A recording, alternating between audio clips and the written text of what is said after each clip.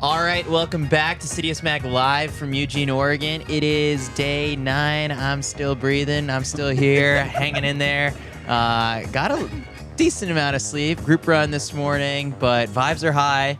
We're almost done with the Olympic trials, and I'm joined now by Coach Zeb, my throws coach, Val's throws coach, and Valerie Allman, your reigning Olympic champion, and now officially going back to defend the title. So what are the feelings? You've had a couple days now to process things. Like, has your heart rate come down? And for you, I guess, like, it's official. You're going back. Yeah, I mean, gosh, it feels good to know for sure that ticket has been punched.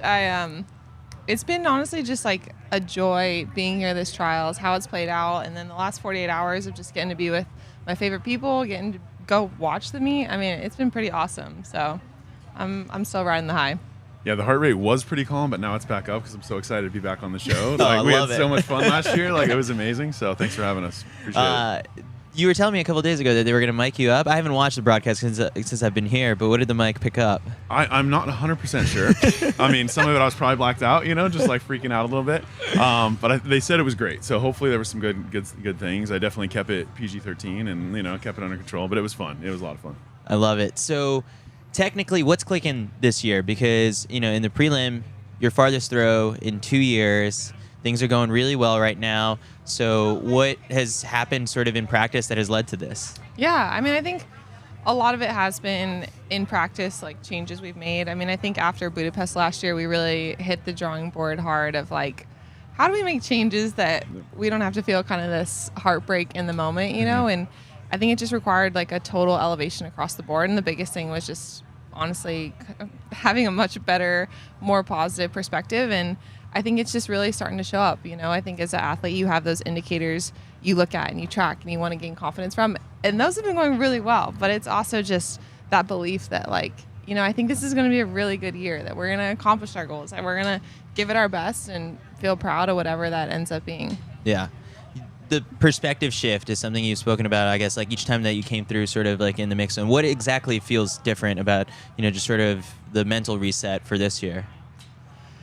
I think that the truth is that I just feel so much happier in life.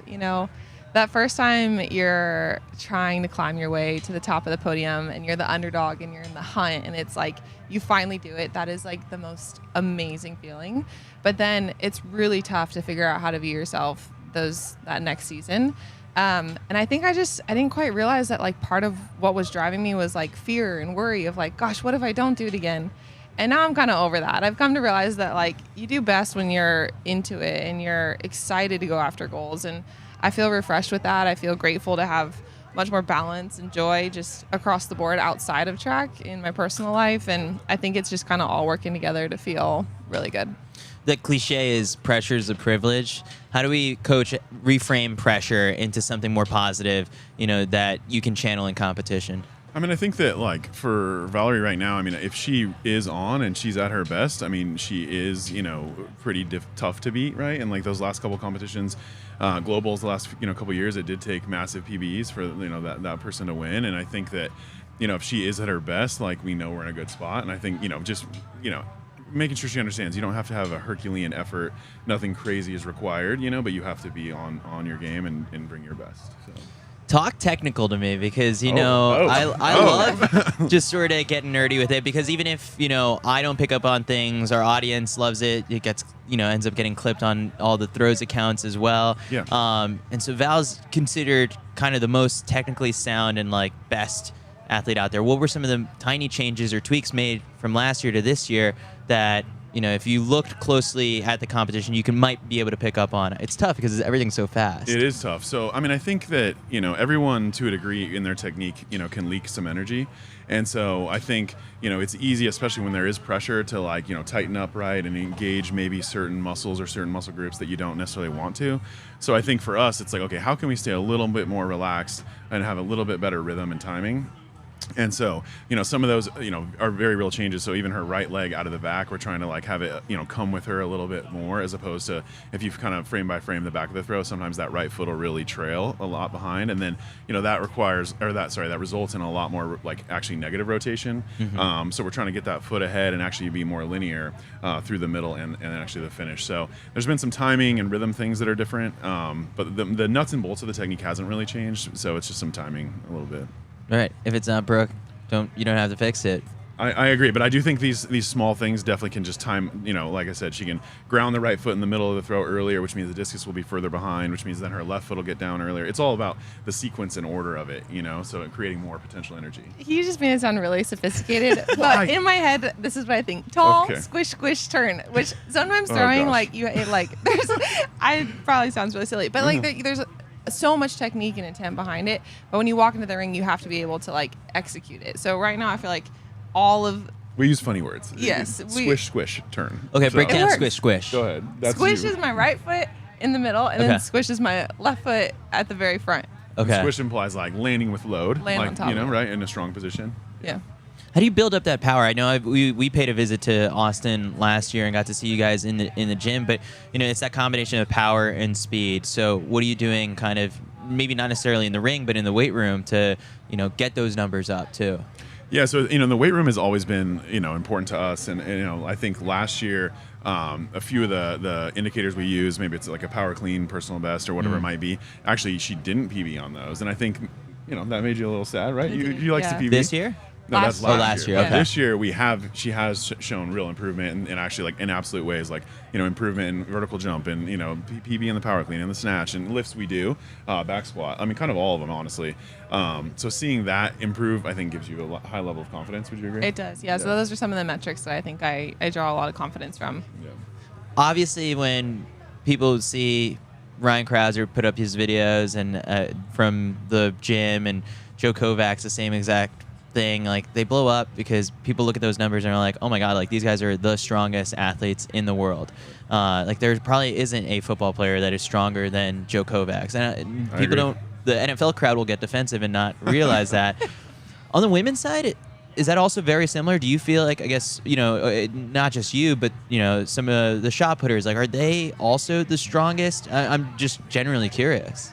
I think so. I mean, I think, absolutely. And I think for Valerie, I think some of her metrics are absolutely insane, especially for how long and tall she is, right? Because they're shorter, and oftentimes a shorter athlete can, they have smaller range of motion, so they can move the bar, shorter distance. That kind of helps sometimes.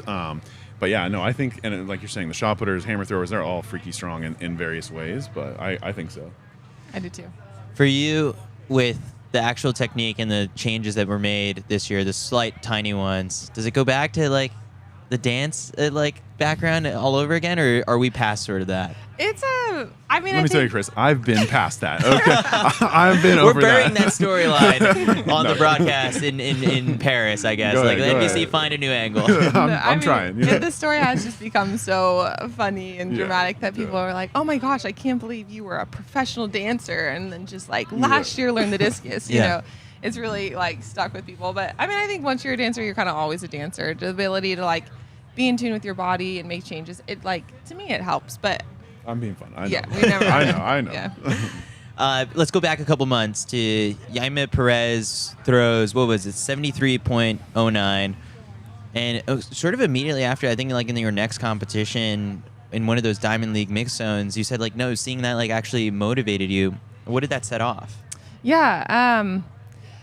It was, Jaime's an incredible athlete, and that mark is absolutely insane. 73.09, it's been 30 years since a mark like that has been even close to being touched. And I want to be the standard, and if I'm not the standard, I want to get there. So, Jaime pushing the envelope like that, it definitely has kind of just lit a fire in me, and my goal is to try to get as close to that mark as I can in a stadium. And I know it's possible. It's just kind of having everything come together of confidence, training, technique, and seeing what we can put out there. We don't know for certain if she's doing Paris, right? I believe she's not. Okay. From my conversation with her coach, I believe she's not. Yeah. That's a bummer, because it's like we love to see the kind of like the best go up against the best. For you, how are you sort of like I asked you this just sort of at pre-classic, and it was like sizing up the competition, but it over the last couple of months, or you have gotten just a better gauge of like who's where in their season.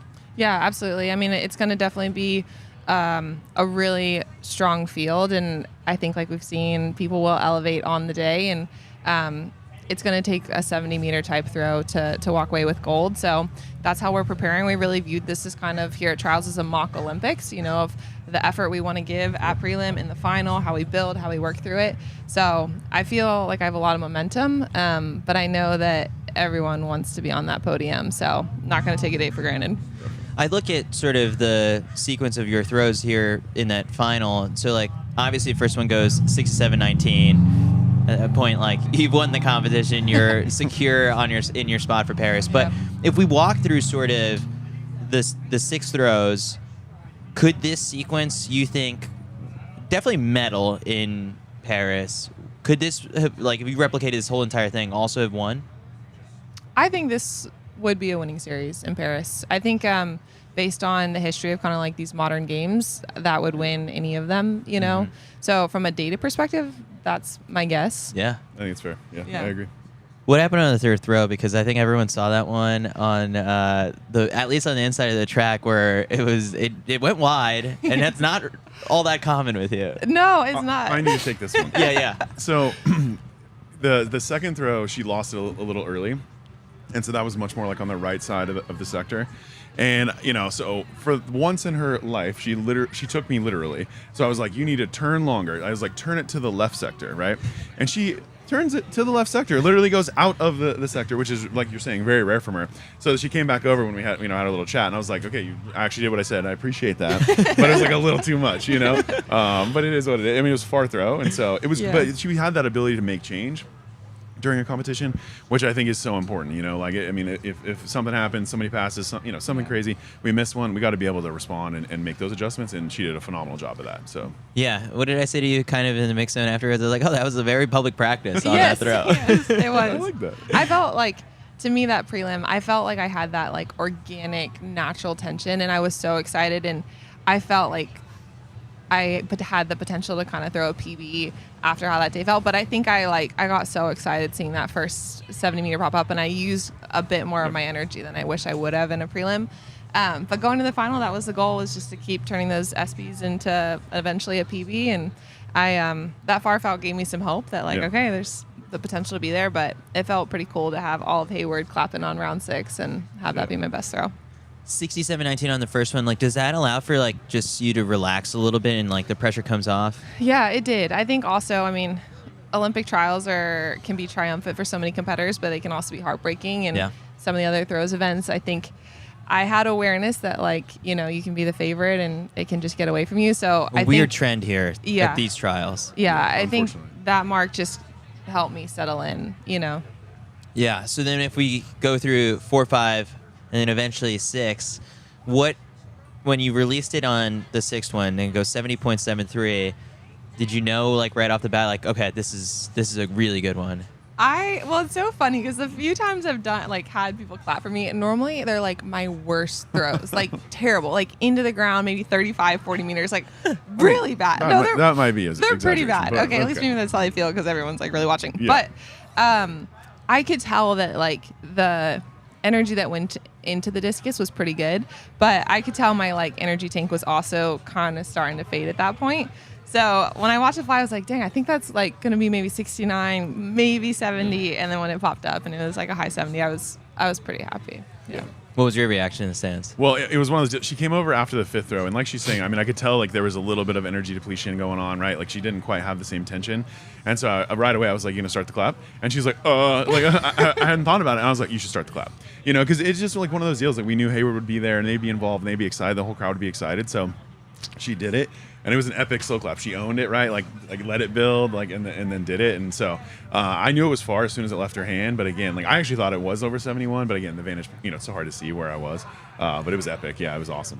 How much of a stark contrast is that, setting that up versus like in Tokyo when there were empty stands? Like, what was you guys were the only 2 people in this room who were there. Like, how barren was that whole stadium. And like, if you attempt to do that, is it just the volunteers or like a couple Team USA people, right? Like there was no one there. Yeah, it was. I mean, it was almost like ghostly in how like kind of the eerie emptiness of it. But I mean, truthfully, I think for my first Olympics and that like first moment of really feeling a lot of pressure, it worked out, I think, well to have it not have that super amplified energy. But I don't know how that would have gone. I mean, I think I could have like singularly pointed someone out and be like, hey, can you also get in on this? I need it, you know? Exactly.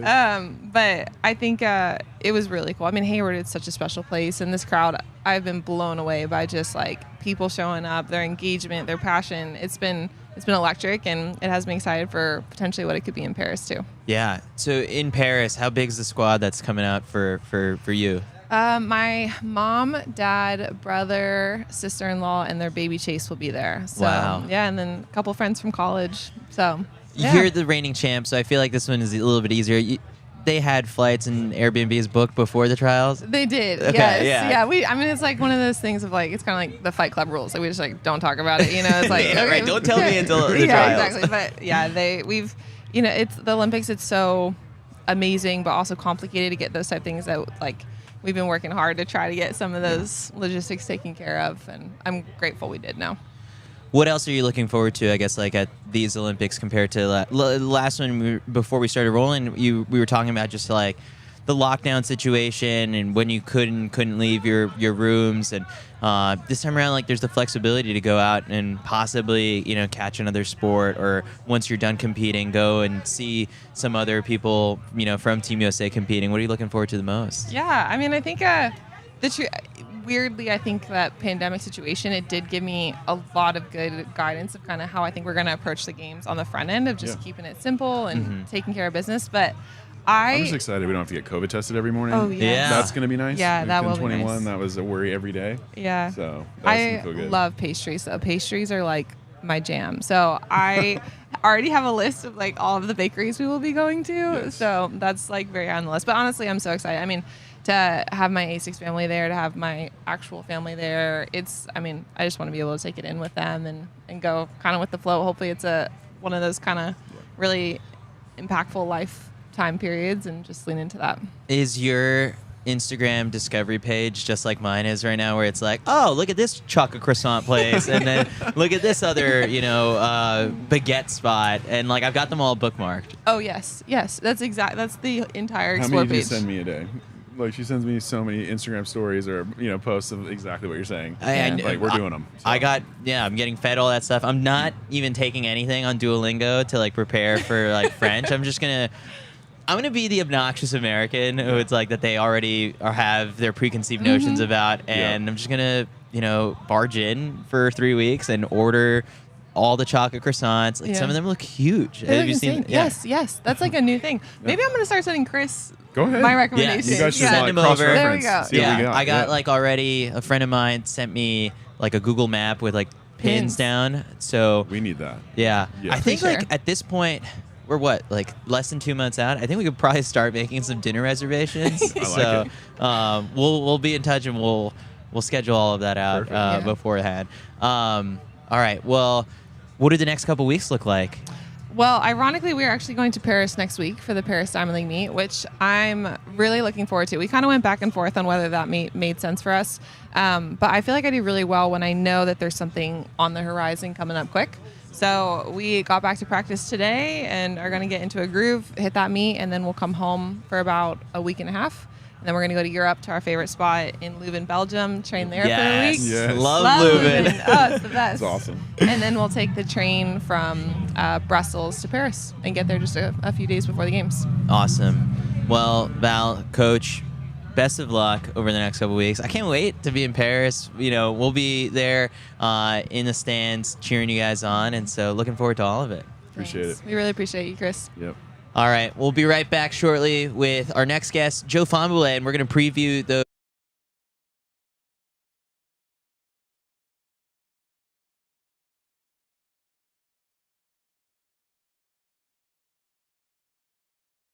So take some time to understand that life is a race. Ooh, for each and every man.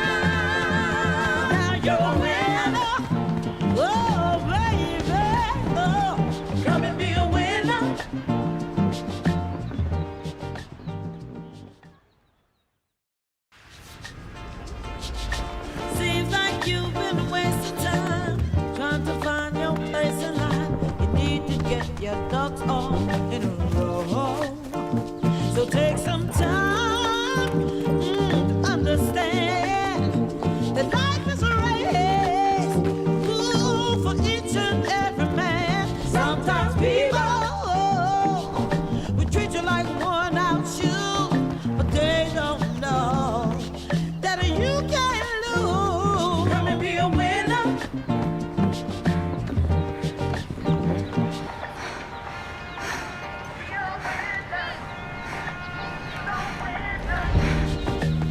a winner now. Now you're a winner. Oh, baby. Oh, come and be a winner.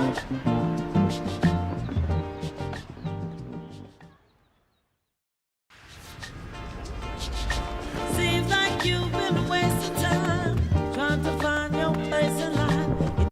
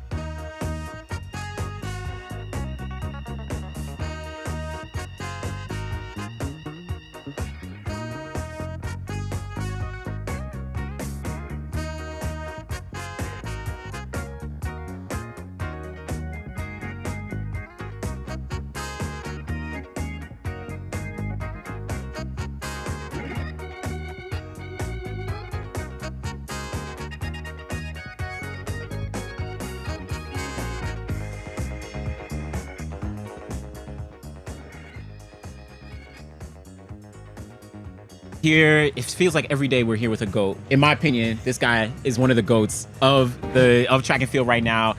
Accolades, I mean, reading them off. I want to say 2-time Olympian. He's about to be in Paris, but at least 1-time Olympian from Tokyo. He's a 2-time World Championship finalist in the 200. 2-time African Games champion, just coming off the African Games, which we're gonna talk about in a little bit. We're gonna talk about. He's gotten multiple accolades when talking about the NCAA champs. He's 19.83 personal best in the 200, one of the fastest of all time. Joe Fambale, everyone. Thank you. What's up, man? What's up, man? Yeah. Well, like Anderson was talking about, I know we want to get into the sprints and stuff, but I feel like we need to start off with the experience that you, Sean, Talu, like all of Africa has been in. The fact that you've been here is I don't even know, but like, we need to get into this. Before we start asking you questions, take me through your experience at the African Champs this past week. It was, sorry.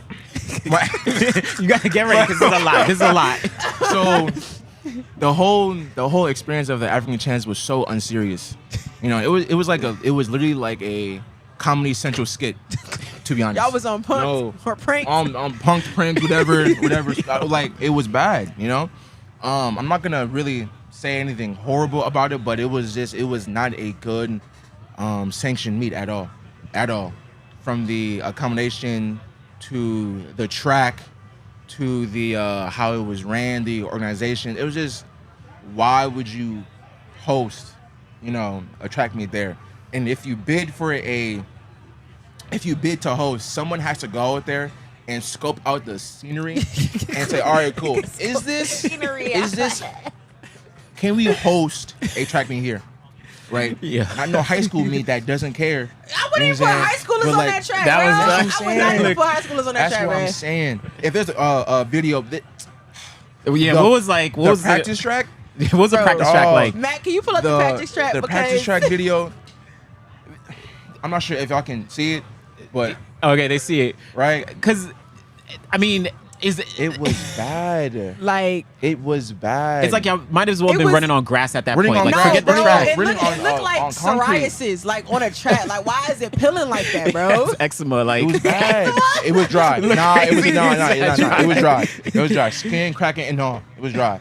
And then in the actual stadium, the track was sloped a little bit, so lane 1 had hella water. Y'all was on a bank track outside, bro. Like, I ain't never heard no outdoor bank track. It was bad. Oh my gosh. They had to squeegee lane 1, and lane 3 was patchy. Talking about like patches, I'm talking about like real bad patches, like a long stretch. And usually how the rain makes a track softer. We were running on sand. I'm not gonna hold you. Crazy. It was bad. Like a lot of people got hurt over there. That's crazy. I'm not saying names, but people that were close to me got hurt. Yeah. At least like 3 or 4 people close to me got hurt, and I was like, I'm not gonna risk it. I'm not gonna risk me going all out on this track just so I can prove and make a statement. I mean, it's not worth it. We've been talking about miracles all weekend with like people getting hurt and making it back. I mean, it's a miracle that you here. You didn't get hurt out there. Look.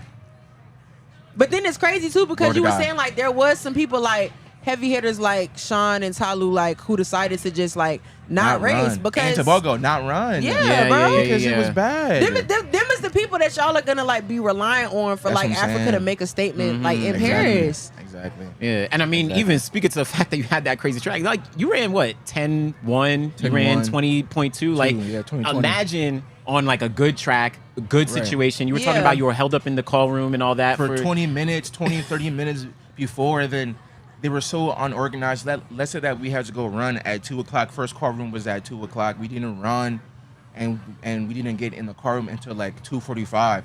So that's crazy. Warm up for the 2 o'clock call room time, but then you have to wait 40 minutes and then wait another 20 minutes. And then on the track, they were doing award ceremonies at the same time as the races, and it was like another 10 minutes on the track. So that's like a whole crazy. Hour and 10 minutes, you know what I'm saying? Like just like wasted just and not really doing nothing. That's yeah. wild. At that point, and you want your muscles to fire at max capacity, but you've been dormant for the last hour. Yeah. So what are we doing? You know what I'm saying? Yeah. What are we doing? And don't get me started on the start. What? The start gun and bro, the wooden clappers. If you go to bro. Sean's Twitter, wooden Twitter, he has a video of the wooden clappers and what they were using at these African champs. It was bad. No, it was that's bad. terrible. It was because, bad. Like I'm serious. You might as well I'm be serious. clapping your hands. This Literally, is a continental literally. championships. Continental championship. It's not the fastest people in the world. No. They literally gathered in one area. And then the actual gun, they had a speaker, a guy on a ladder, and then a gun. But then the gun was so, everything else was so loud. On your marks, set, loud. The gun, You it was I can't, it was I low. can't. It was a, you may race now. Right? come on. That's Like, okay, go. I'm like, no. Come Nah, on bro. now. Give me Come some. on now. Put some oomph in your chest. No, for real. That's Come on. crazy. It's Someone crazy. called it the what's his name? The Dennis Shaver Special because it had the clappers. Yes. Yeah, because it had the clappers. We gotta chill. It was bad. That is. It was bad. It was bad. No, Uncle Dennis is out here somewhere. Nah, no. gonna get Uncle No shade Dennis. though. No shade. I'm just saying because he always Yeah, uses yeah, them. He uses them. yeah. Mhm. Yeah. No, that is crazy. That is crazy. And like you said, you're talking about yourself, Talu, Tobogo, right? Sean, you got so many people who are the best in the world. You're talking about medal contenders at the Olympics, Yeah. and they have to kind of go through that. That's like really, really rough. Yeah. But so when did you get back? When did you come back here after Because champs? you was definitely just in Africa. Like, literally. yesterday. I had to leave. I had to leave. You had to get out of there. You came back to Florida though. They- Like, you came to Oregon though? Yeah, I came to Oregon to watch Jazz jump. As you should. There you go. That's a There you good go. man. Yeah. You feel me? 10 out of 10 guy. There you go. There you go. I mean, you saw she got her first title for a USA title, and Yeah. she's going to Yeah. Olympic Games. I mean, what was it like seeing her in the triple? I was in Africa. Oh, you were still in Africa for the Yeah, triple. Okay, so you're gonna yeah. catch the long. So so I'm gonna catch the long today. But I wasn't worried. You know what I'm saying? We all know that Jasmine is a latter half season athlete, right? So in the first season, you work out the kinks. Not being able to have coach always there, a different Yeah. environment. Being first year, being pro out is really hard. Yeah. But then watching her do what she does best and having the confidence was just amazing. That gave me confidence when I was in Africa because I was like, if she can go over there and go compete no matter what circumstance she's in, I can go live with some roaches for a few days, lock in, That's your twin flame and then for go real? win. That's your twin flame? High key. Yeah. High key. You see how his voice got so soft spoken? He's like, He like his bookie. We know he like his bookie. nah. So then when she jumped 6'9" first jump, I was like, that's vintage Jazz. on day one. Day one, On not even the on final first yet. jump. Feel me? The final. So every time she was in college, she would just pop off first jump, Yeah. and then just sit until she Yeah. has to go jump again. So I was like, you know what, Jazz, go crazy, right? It was more. It was. I always ask her, and I always ask my my athletes who are my friends who are athletes. How did you feel? I don't care about how many points you put up. I don't Yeah. care what time you ran. If you felt it was a good race, cool.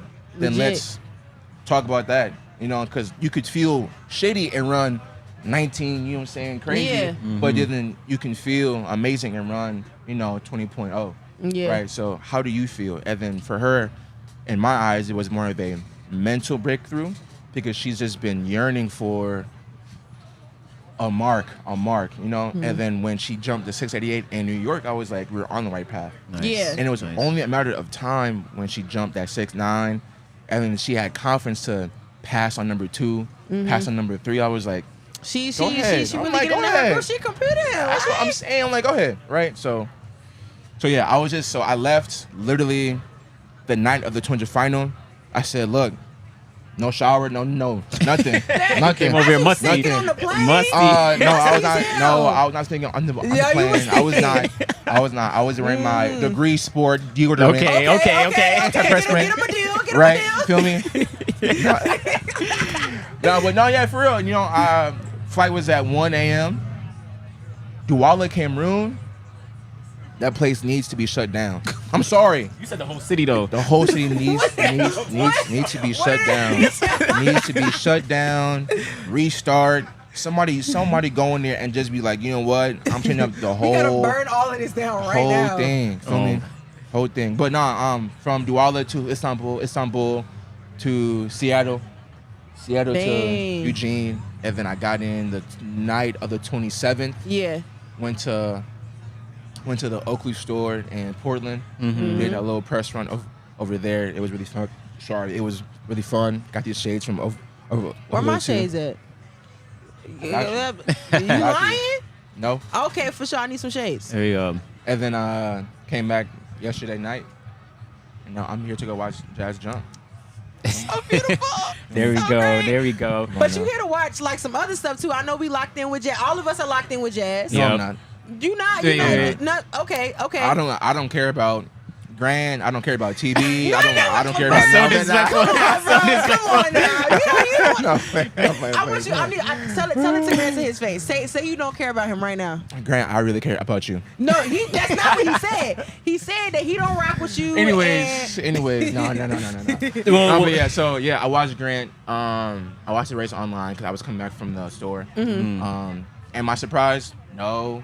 Like I see him every day running at practice, but even every day at practice, I'm like, he's different, and I'm not trying to glaze. No, he's an athlete. When I always tell people, Grant is a sprinter that does hurdles. And then you watch D-Rob. Yeah. Yeah. Right? Yep. D-Rob Yep. is a certified grade A hurdler. Hurdler. Yeah. You know Yeah. what I'm saying? Yeah. Right. Grant can go run 43 on the 4. Grant can run 10 flat in the 100. Grant just ran 14.5, 150 the other day cruising. I mean, before You know, you you was know the what I'm saying? staple on Florida's Yeah. relay, like he was the staple. He on was one of Florida's the relay. guys, exactly. Yeah. Right. Yep. He was first leg on the relay that we ran 30, Yeah. 30, Yeah. Earlier this year, yeah, First yeah. leg. First leg. Pop off. I mean, he was First a leg. 60-meter indoor champion at one point. 650. Feel me? Yep. So it's I'm like, just saying. right? So Grant's here, TB's here, Rob's here, and our whole Janoa was here, Rios was here. I can get Malcolm, Sean, Claire. So everybody. Right, everybody here from Yeah. Gators. But that just shows when you come to Florida, you will be with the best. You know what I'm saying? Yeah. So that's I my mean, pitch. we are starting So- to like keep a tally of like which coach is like gonna have the most athletes going to Paris. So Yeah. like Mike Holloway is definitely up there in them top 3 right now. Yep. And so if it gets offered by Florida and you choose to not take it, It's like, what are you doing? So they next topic. dummy? You feel me? They dummy? A little bit. Okay, for sure. bit, Just a little bit. For sure. So, keeping on the Florida. Oh, go ahead. No, go. I was gonna say, keeping on the Florida realm, where we saw that 4x1 earlier in the year. Yeah. You, Ariane, Grant, right? PJ. Yeah. Y'all cooked. Oh, for sure. If you had that 4x1, right? If y'all went to the Olympic Games, y'all were in peak form. What do y'all think y'all can run? Could we talk like sub 37 seconds? Could we talk like, 'Cause y'all are- medal like, y'all are contention? fast. No Like, BS. because that was a crazy 4x1. That was a crazy 4x1. I'm just saying, if we have our squad and you put us against Team USA squad, we will win. That's just hands down. We will win because not only do we have real steppers, we have the chemistry. Oh, You know so what I'm everyone. saying? So you saying the rest of the people they not real? No, What that's you- what I was saying. That's what I'm saying. That's what I heard. That's what I heard. That's what I heard. That's what I heard. Nah, You okay. think y'all the real All deal? right. No, but anyways, we just have the chemistry. We train together. We're family, right? You come to Florida, not only will you be a Gator for life, you'll be a part of the family. You know what I'm saying? So it'll be a good race. Honestly, I'm thinking 30s like 36.9, Yeah. 36.8, I mean, that's world record at Right. that point. Like, I mean, right? this is okay. Right. he's why I like, feel man, chill about it. Like, This is why I feel like outside of like the NCAA, like I feel like we need to have like more training groups or like more meets where like we can let people from like different countries but like might be in the same training group like run the relays, because I mean Team International down in Texas, the way they was running hot, I don't know if I can cuss, but like running hot They were wildin'.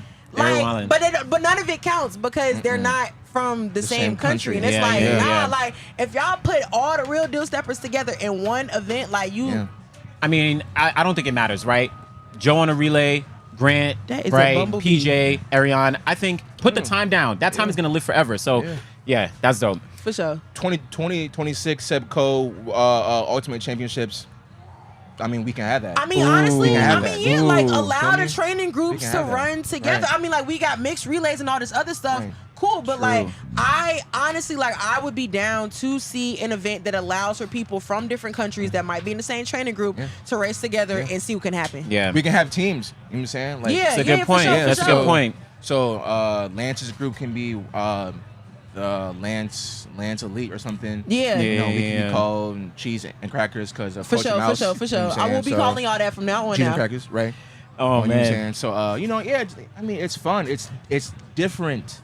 If you want to engage the athletes more or engage the reoccurring, you know, athletes like the old fan base. Oh, that's different. Let me go ahead and see that. And that's Or, something that you can know, do without like doing something crazy. Because I remember when Yeah. like mixed relays came out, like there was a lot of like, what is confusion. y'all like what is Right. going on? Right. You know what I'm saying? But I feel like this is like no, like it's still men and women. Like it's not something crazy, but it is like something that we do see like in the NCAA. But it's marks that will count and will continue to train track and field without having to like do something so drastic to it. Yeah, Yep. Yeah. I agree. So let's talk about the current landscape of the sprints, where you've been at the Olympics, you've been at the World Championships, you've made all the finals, you've run 19.8. We're seeing the standard is getting crazy in that 200 right now, where for sure. guys are running sure. 19.6s. We relaxed. got dudes running PRs and close to their I- PRs and 200. They ain't ran it since college. Yeah, I think Tarsus Orga, he won SECs in like 19.7, and he was like, legal. "Yo, that's not even good enough now." Like, it's crazy. But how do you kind of look at what's going on in the sprints right now? We are going into a new phase of track and field, and with that new phase, there has to be a new element, right? So the thing with like Michael Johnson's thing, that's a new element because Josh Kerr just signed as well. Got Johnson said. Sydney already signed, right? Yep. But the standard is shifting, which only means a matter of time that the world record is in danger. I'm not saying by who, but I'm just saying that No. if we push, if the standard keeps on going lower, if the average, right? Yeah. It's gonna shift there if at the some elite's best average keeps on going down and down and down, it's only a matter of time before it goes like, all right, cool, 19.9 will get you 6. It's crazy. Which is wild. Which Here's- is absurd. And here's the thing though, like I know you're not talking about like who can do it specifically. Like we don't even really got to get into that, but I'm glad that you're touching on the fact that like that is a possibility at some point in the future because I mean like when Usain did it, like that was sick. It was like like I think you just put that somewhere where like nobody in like the history of forever is gonna be able to touch it, but like. I think a lot of people like have started to get older, like with technology, like more coaches, like learning about like the best training programs. Like everyone is getting smarter in like every area of track and field. And like you said, it's getting to the point to where it's just like, if all of us are gonna get faster, like there's no reason why that should not be gone. Like at some point. And honestly, like I don't think Bolt would have an issue if like somebody took down his record. He probably gonna be like, dang, like track and field is really getting to like probably where he wanted to be like when he was running. Yeah. Whoa. Okay, All that right. wasn't cute. They're getting crazy out there. That was not cute. So why do you? A Ford Flex? I know, Like a box? Hold on. Like, come on now. Wow. Drag Eugene? racing. No, So why do you think it's been such a drastic increase of guys running 19.8s, 19.7s, 19.6s so consistently? Like, is it just that, the competition is just consistently getting higher and higher? Is it like, people's mindsets are like, oh, someone else did, Usain Bolt did it, maybe we can do it. Like, what's been pushing everyone? I feel like it's a combination of everything, of people's mindsets, of the training, of their hard work, and of technology. You know what I'm saying?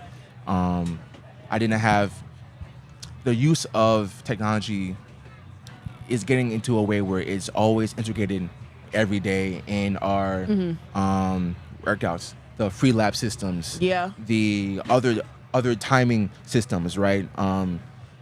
People who are on long runs, the Garmin's, right? They can track whatever heart rate, right? Your VO2 max, everything, right? So that as well, and then these spikes as well. You know what I'm saying? these spikes are having you have max energy return, and when you combine that and you combine the new track surfaces that are being tested, it's like Everything. it's a equation for some hot shit.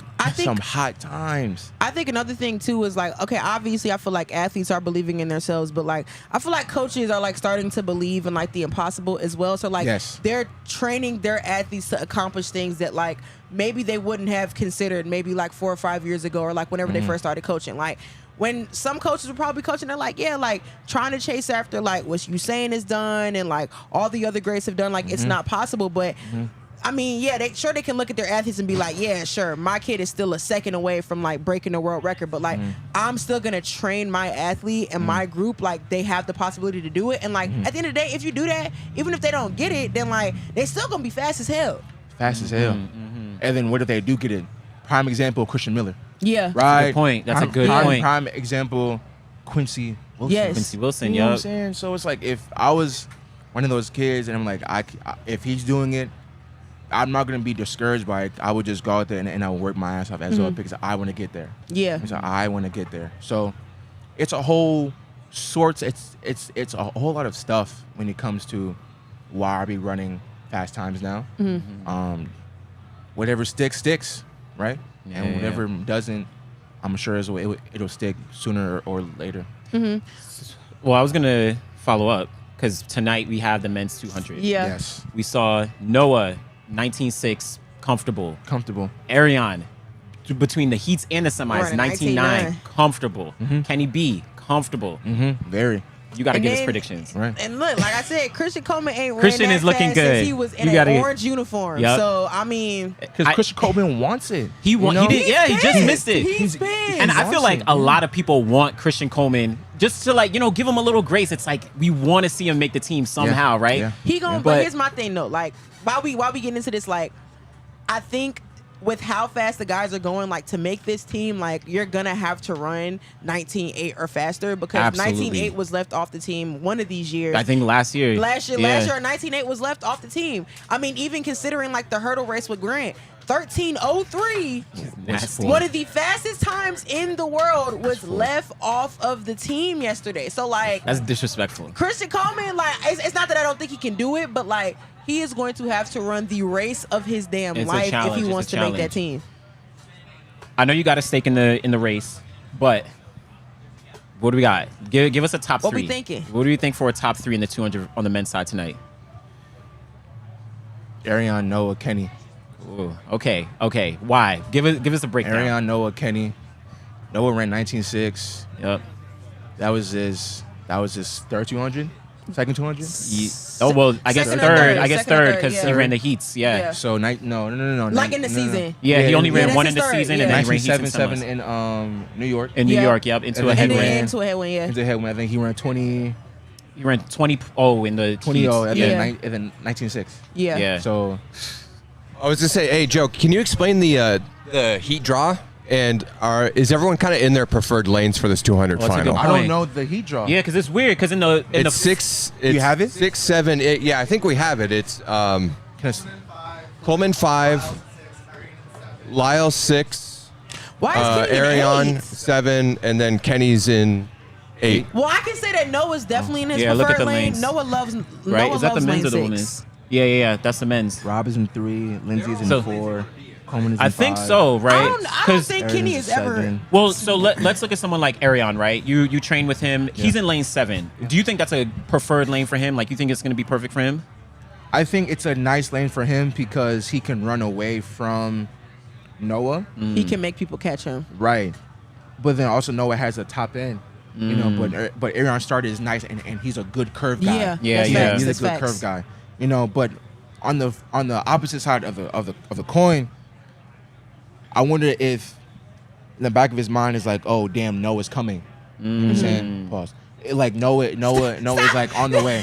Right. So No, you didn't even need to say it, bro. so that's will that mess up his race plan?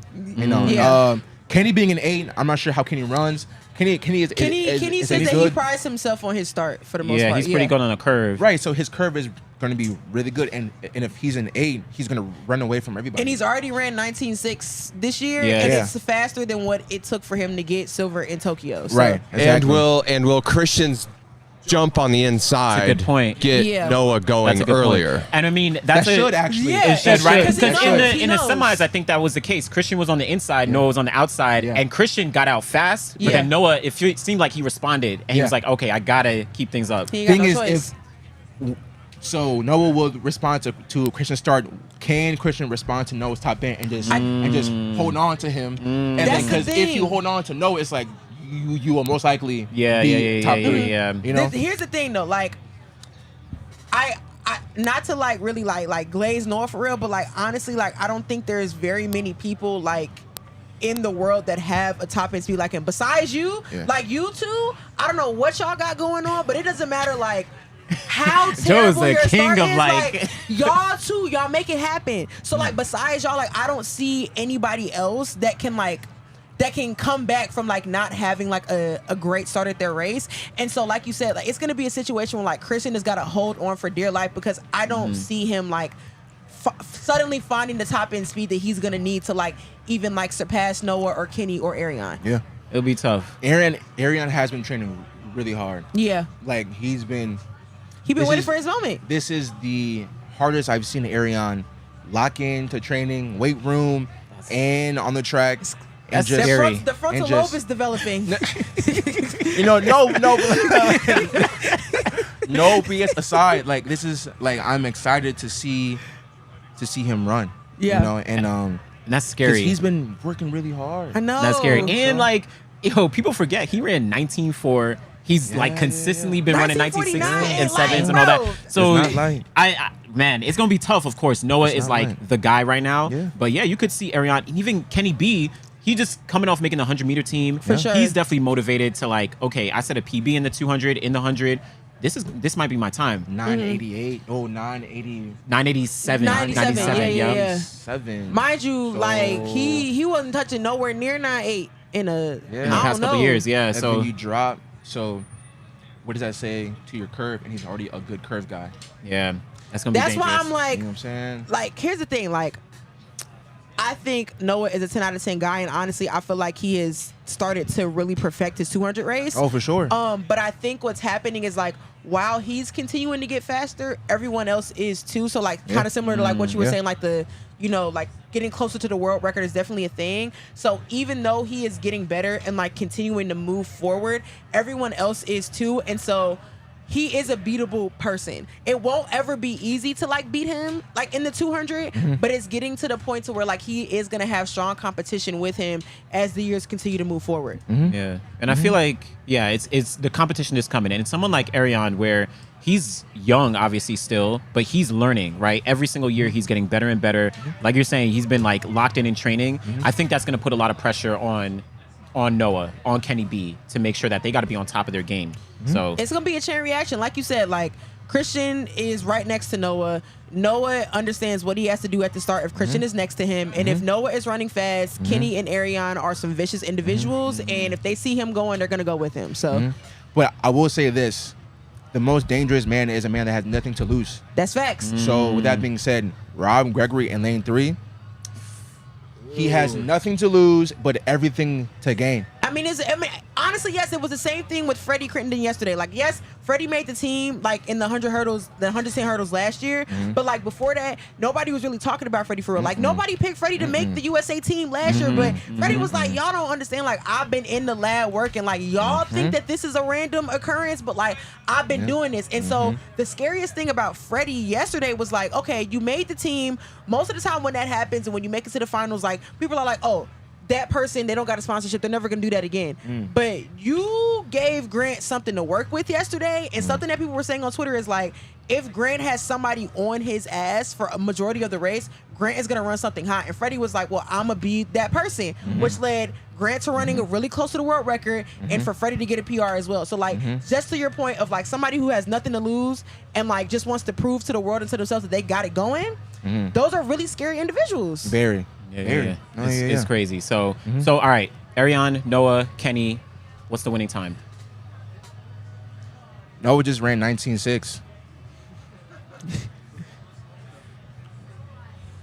I mean, give me a time. What do we think? 19.4. Okay, right? You know okay, what I'm saying? yeah. Right, 19.4. If he really, but thing is, when you don't really try to run fast, you run fastest. Yeah. So 19.6 could be the time again, and then everyone else could just shuffle in. But Kenny also ran 19.6. Yeah, this year. So I'm thinking like, if they want to drop some hot 19.4. So you Yeah. think Ariane is going to win in 19.4? He's getting a PB essentially. I mean, he's ran it before. I'm going so to say that Ariane will be top 3. Okay. I'm saying wait. that You Ariane- can't back. You gave your top 3 already. You I can't- gave my top 3, but I didn't give no order. Oh, okay. See, Come I'm on, not- come on. I'm not. This guy's You feel me? slick. I'm not. But I do have Ariane winning because he is my training partner. Yes. So There you I go. do have faith in him. I was trying to get you on the So record, when he but wins, I so when feel you. Ariane wins, we just gonna have to clip this and put it on Twitter. For sure. Yeah. Go ahead. Nice. And then just also obviously we're here at USA's, but what about the other people in the 200? Where of course yourself, you have Andre DeGrasse. I think he just won the 100 at Canadian Trials. Like, Yep. it's competitive globally in the 200, right? What do you think as we get to Paris is going to be the landscape there? Cutthroat. Cutthroat. If I don't think you could chill in the heats, unless there's nobody in your heat for real. I don't think you can really chill because I would want to run for a good lane. Yeah. Like, I That's don't want to. important, that's important. Yeah. I don't want to run. I don't want to win my heat and then end up getting lane 3. Yeah. Because I was like yeah. one of the slow heat times. Yeah. Facts. So I would just say win your heat, but also get a good time so you can get a good lane. But it is going to be cutthroat though. You know what I'm saying? It is going to be cutthroat. But I also will say it's most likely going to be the same image from previous championships. Like the same Yeah. guys? The same, mostly the same honestly, guys. I think that's the case too. But I don't think there's really like an issue with that. Like the Yeah, younger kids no, are it's coming. not. Like for sure. So I honestly give it like another like championship or two, and I do definitely see that we'll have like some mixing up in there. Yeah. But honestly, like I don't have an issue with you guys being in the final. Well, I was going to say, like, younger kids are coming. Joe's not young. I mean, I'm sorry. Joe's not old. Like, he's still mad Well, no, young. I mean like in terms. no, I Joe, feel me you. and Joe are literally the same age. How old are you? 22? Yeah. Yeah. Okay, I'm 23. He's basically Like, fresh. Like, I'm saying in terms of like championships. Like he's been on championship team after championship team after championship team. yeah. Even though it's only been like 2 years, but definitely no, because you was at the last Olympics. You've been here for a minute, okay? I think we're going to see a lot of these guys because between Joe, Ariane, Tobogo, all young guys, you're going Yeah. to be here for when we get to LA. Obviously, by the time, Melbourne, is Yeah. coming up, that you're going to be the more experienced guys. But I think we'll still have, this is going to be consistent for a while. So I think I agree with you. So I think the other thing that like is not being touched on about like why Paris is gonna be special is because of like how 2021 was. Like there was nobody there. Y'all was running with like cardboard people in the stands. Like the experience was terrible because it was COVID. Like it was just so much BS that y'all had to deal with. And like obviously like yes, y'all still won. Y'all still ran fast, got y'all medals, did y'all thing, but like this is the first Olympics back where like you got the people, you got the vibes, you got the experience, and I What mean, is that? yeah. But was, if you asked certain people, was Tokyo a bad experience because there was no people there?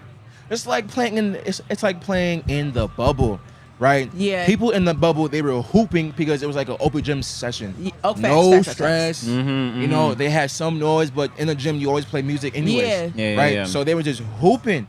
Straight up hooping, right? That was the season where Jamal Murray really like popped off. That's true. facts, That's facts. true. Went That's crazy. crazy. That was He figured crazy. out something. He You feel figured me? out So something. it's like when you run at the Olympics, it's like, all right, cool. I'm just running. I'm running in practice because there's Yeah. no outside noise.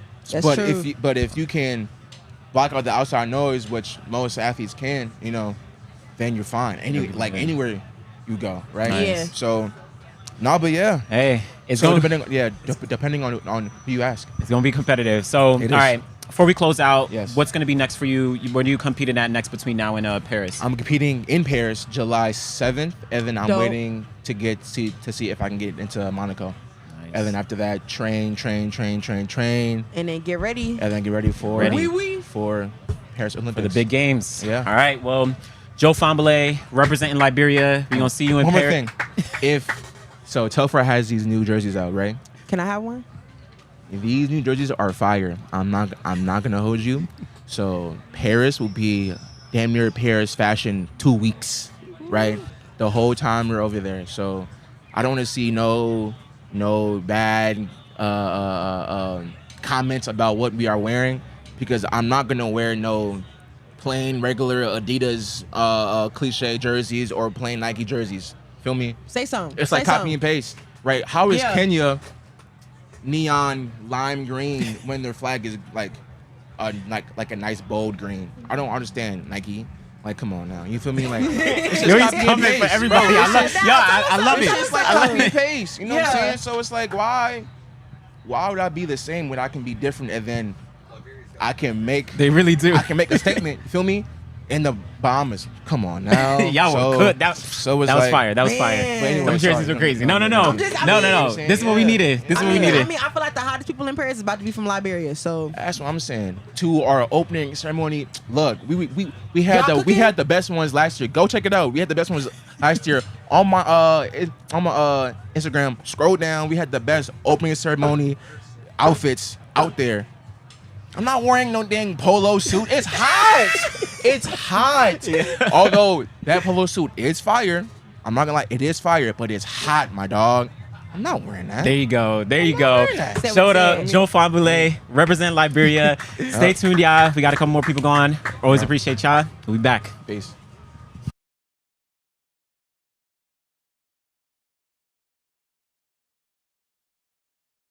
You need to get your ducks all in a row.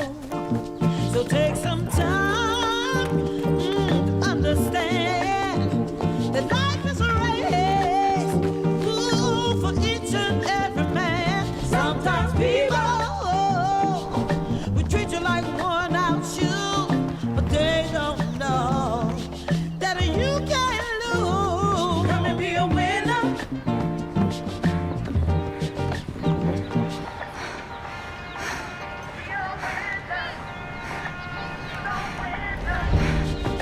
Be a winner now. Now you're a winner. Oh, baby. Oh, come and be a winner.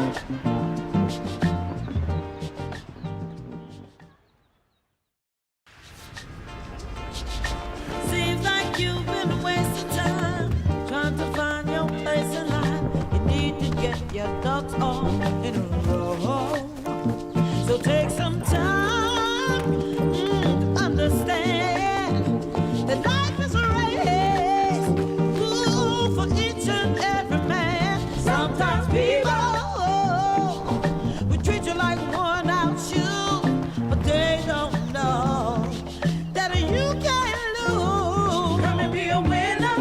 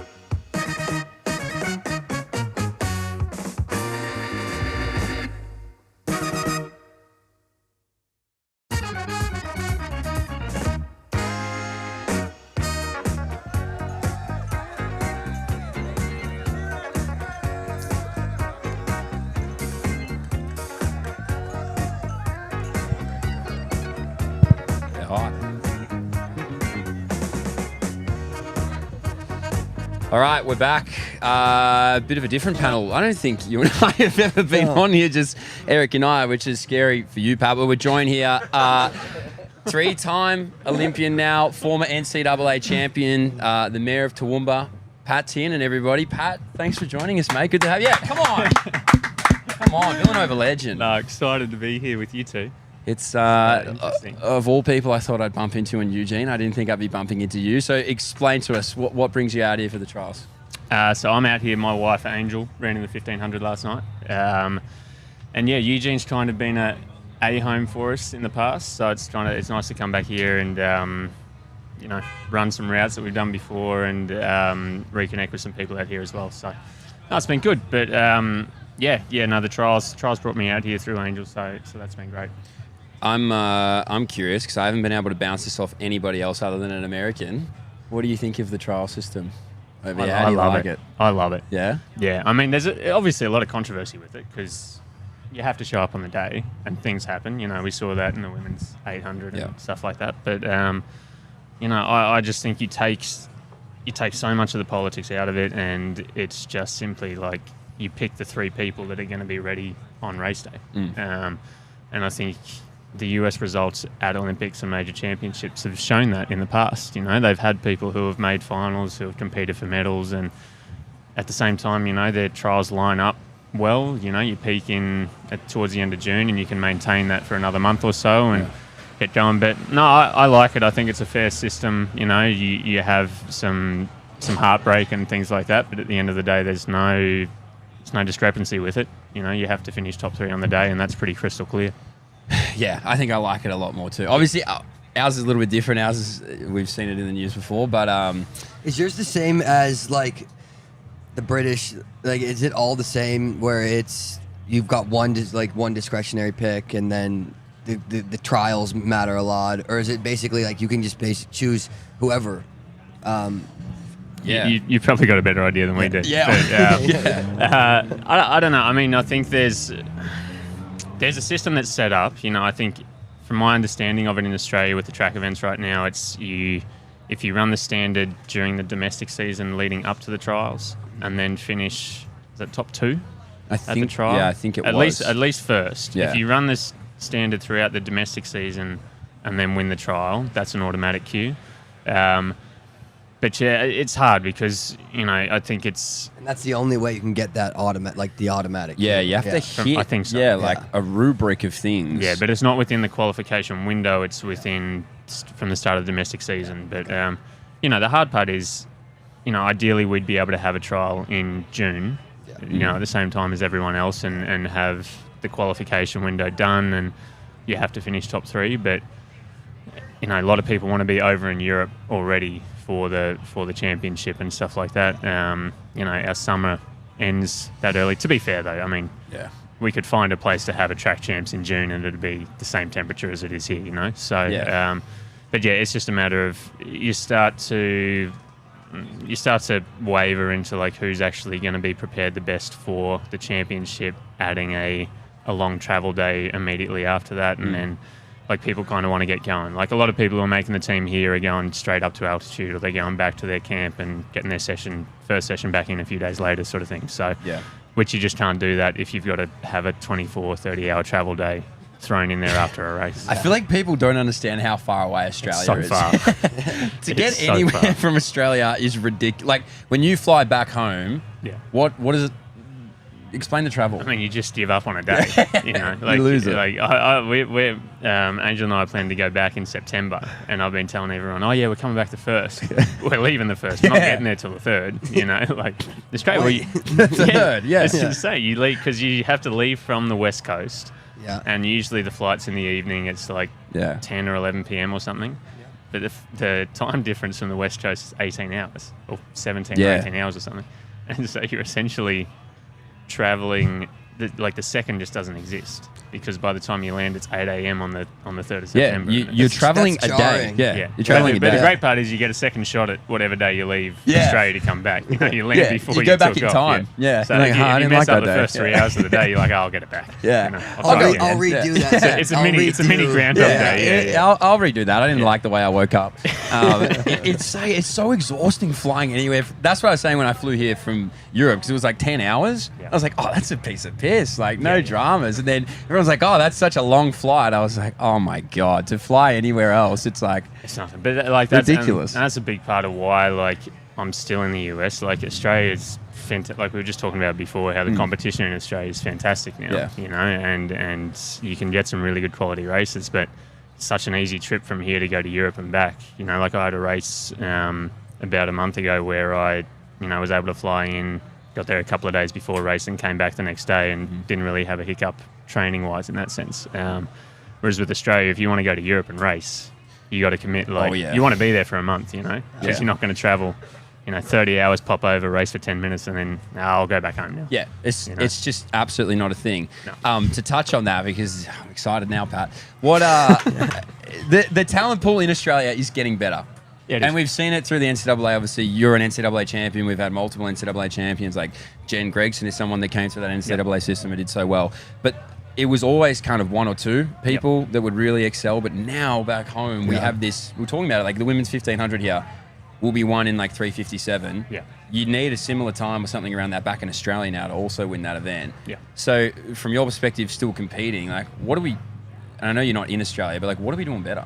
Like, what's the rest of the world even doing better to catch up to what the US has been doing so well for so long? I mean, I think you're seeing it across the board in all events everywhere. Like, people are getting faster, people are learning new ways of adapting to training and things like that. And, it's really been the last 3 years or so that's happened. But I think it's just the standards gotten a lot higher, and I think the top end of athletics in every country is having to rise to meet that. So, if that standard isn't increasing on the top end everywhere else, then you're kind of going backwards, and that's what we're seeing in Australia, and it's fantastic. I mean, we've got 4, maybe 5 sub 4 women at the moment.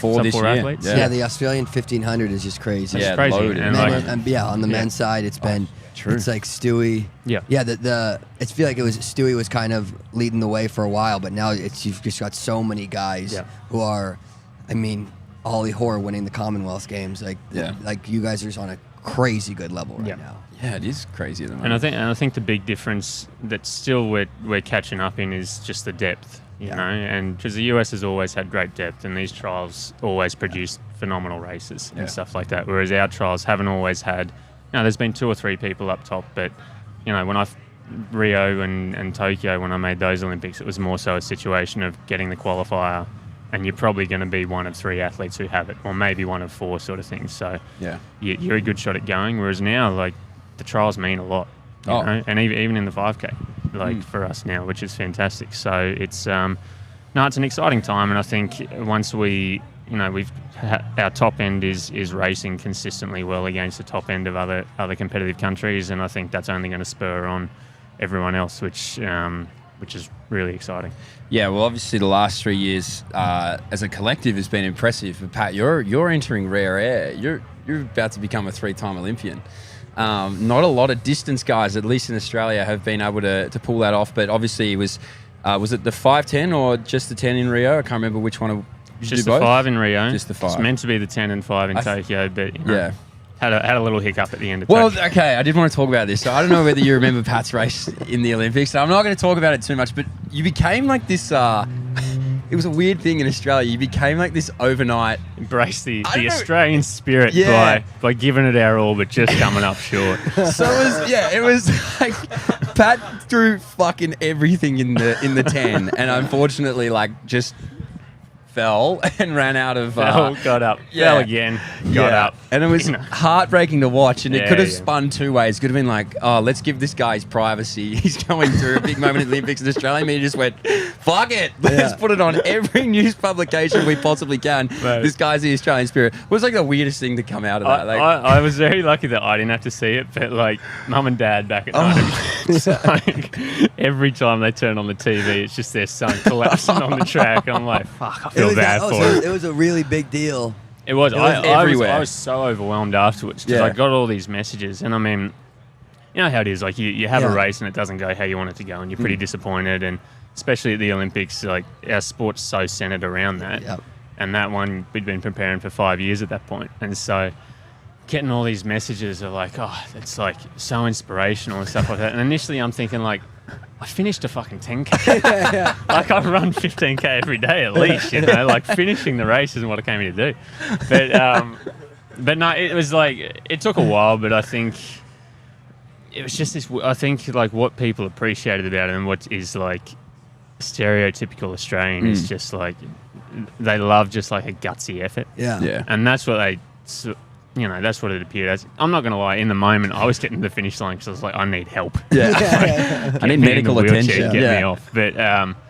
But no, to me, it was kind of cool to look back on and think about that because it reinforced that the Olympics isn't like a win at all costs sort of mentality for us. And I think that's where athletes struggle afterwards is like this reality that you go to this big event and if you don't win or if you don't medal, then you failed kind of thing. And so that was kind of a cool thing to come from it.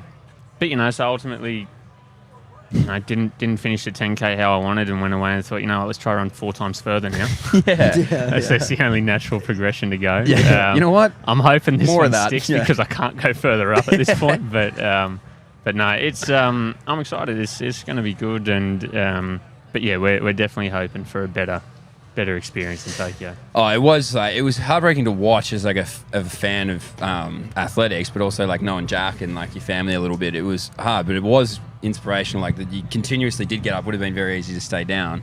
I just found it interesting that it was just showed everywhere so much, and I was like, oh, I wonder if Pat, you know, likes watching this, or I didn't even think of your poor family back home. Yeah, well, watching Angel it. was at home as well. She was here actually. Oh, We were really? living in Eugene at the time, and she was here by herself with the dog at like 4 a.m. or whatever it was watching it. And she's trying to get in touch with my coach at the time, my agent, and like nothing's really going through. They can't get to me because of all the COVID restrictions and stuff like that. Yeah, of course.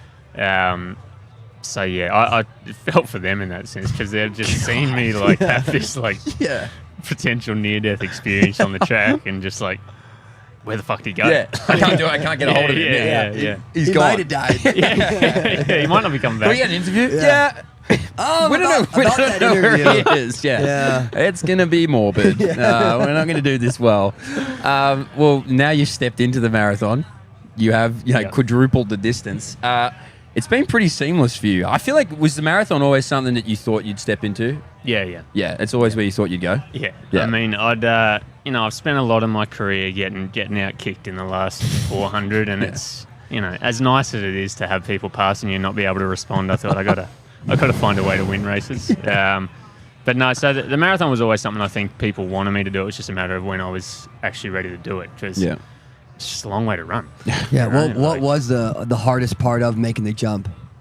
I'm still struggling with it a bit, I think, in like finding what works for me, because coming from a track background and being a bigger body in the event, I can't do the same sort of mileage that a lot of people are doing. And so that was something we kind of had to learn the hard way a bit. Was, you know, I had a pretty good build up to my first one in Chicago a couple of years ago, and had a good experience. You know, 2:11. It wasn't anything crazy, but I was pretty happy with how it went. Yeah, and I had a good debut, experience with it and stuff like that, and learned a lot about the event. 2023 was rough because we were gonna try and do Boston initially, but I just kept getting hurt trying to.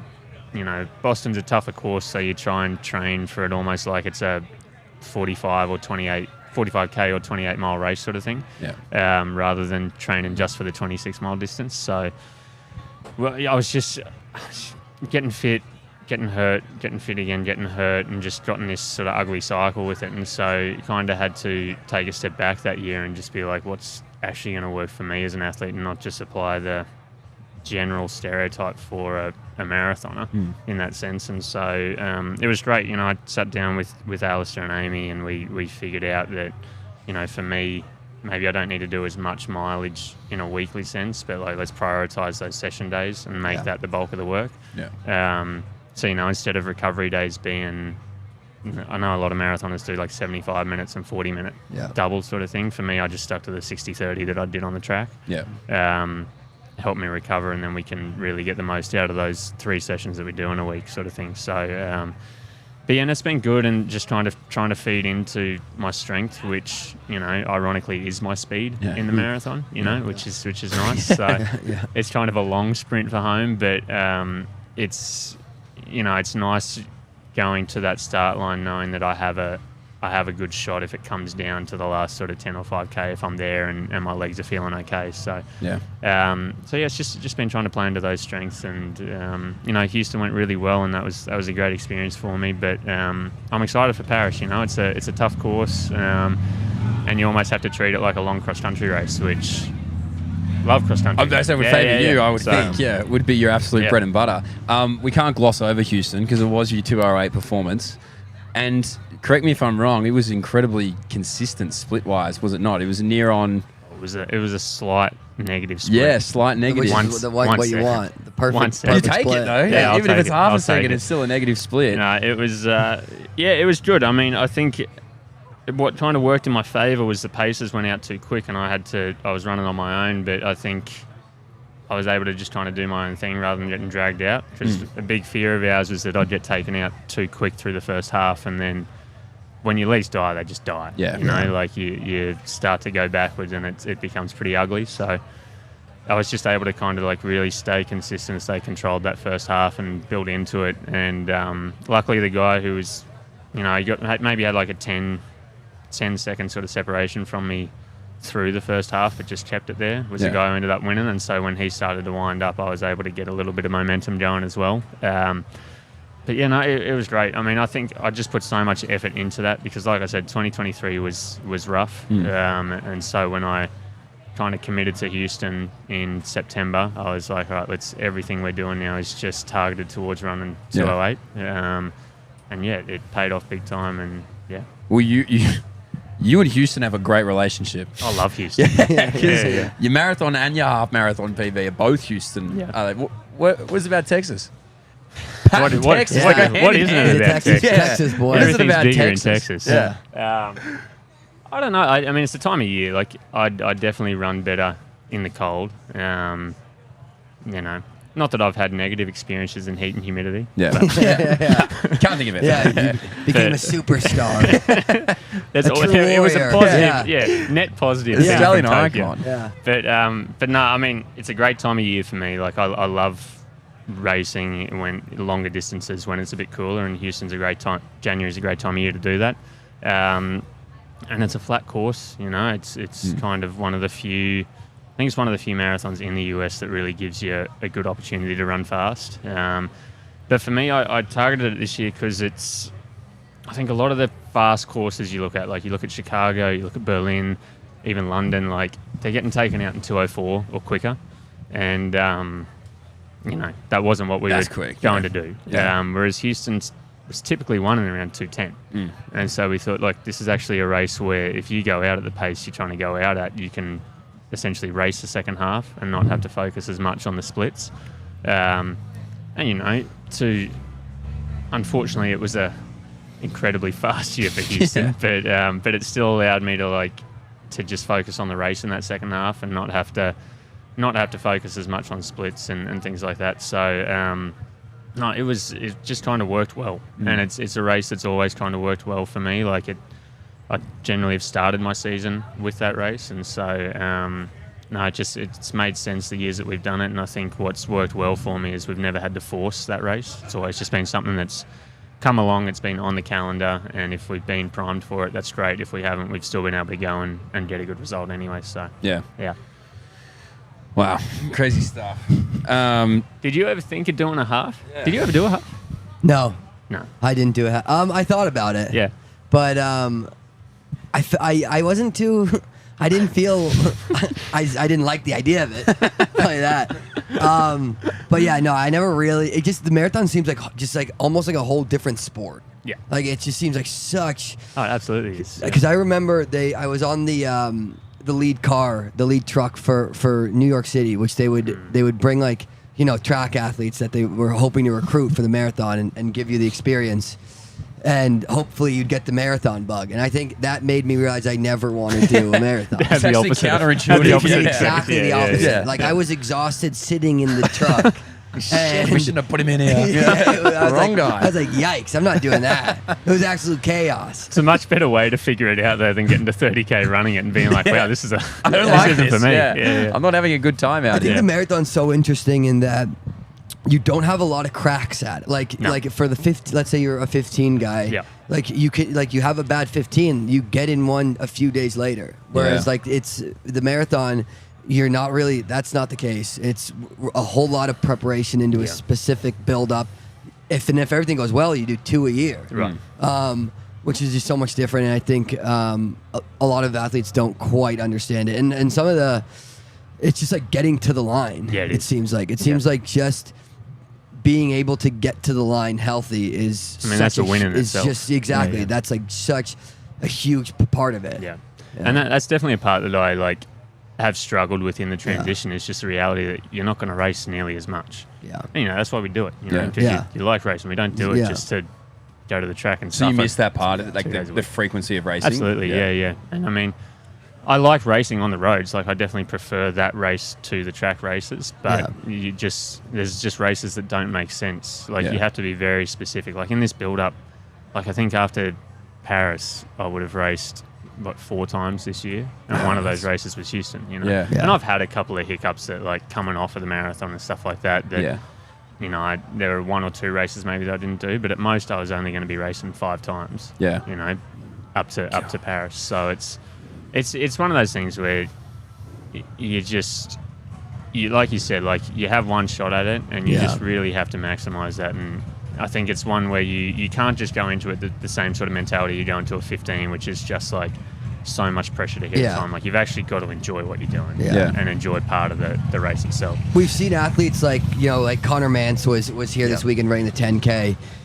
Which he's incredible. Like he's the exception in that sense. I'm so jealous of Connor that he can do whatever he wants and still come out and run the same time. I was gonna say, that I'm running. do you ever think about like doing? Do you ever feel the itch to do like 10Ks and would like a 5K ever make sense in Would be a something? benefit, Would be a benefit. Yeah. I think there'd be a time and place for it, absolutely. Because like we talked about, like that's going to be my strength when it comes to the marathon. Like I'm not going to be able to run these guys off their legs, sort of thing. But like I can have a strong last 5 or 10Ks. So we've definitely talked about that with my training. That's something we want to keep in touch with and make sure that I'm still able to run 28 flat for 10K and have those 5K legs as well. So it would make sense. It's just a matter of scheduling and all these different things that make sense. And especially with a year like this, with the course being what it is in Paris, it's hard to justify doing so many track races when there's so much conditioning that has to go into play for the preparation for the course. So,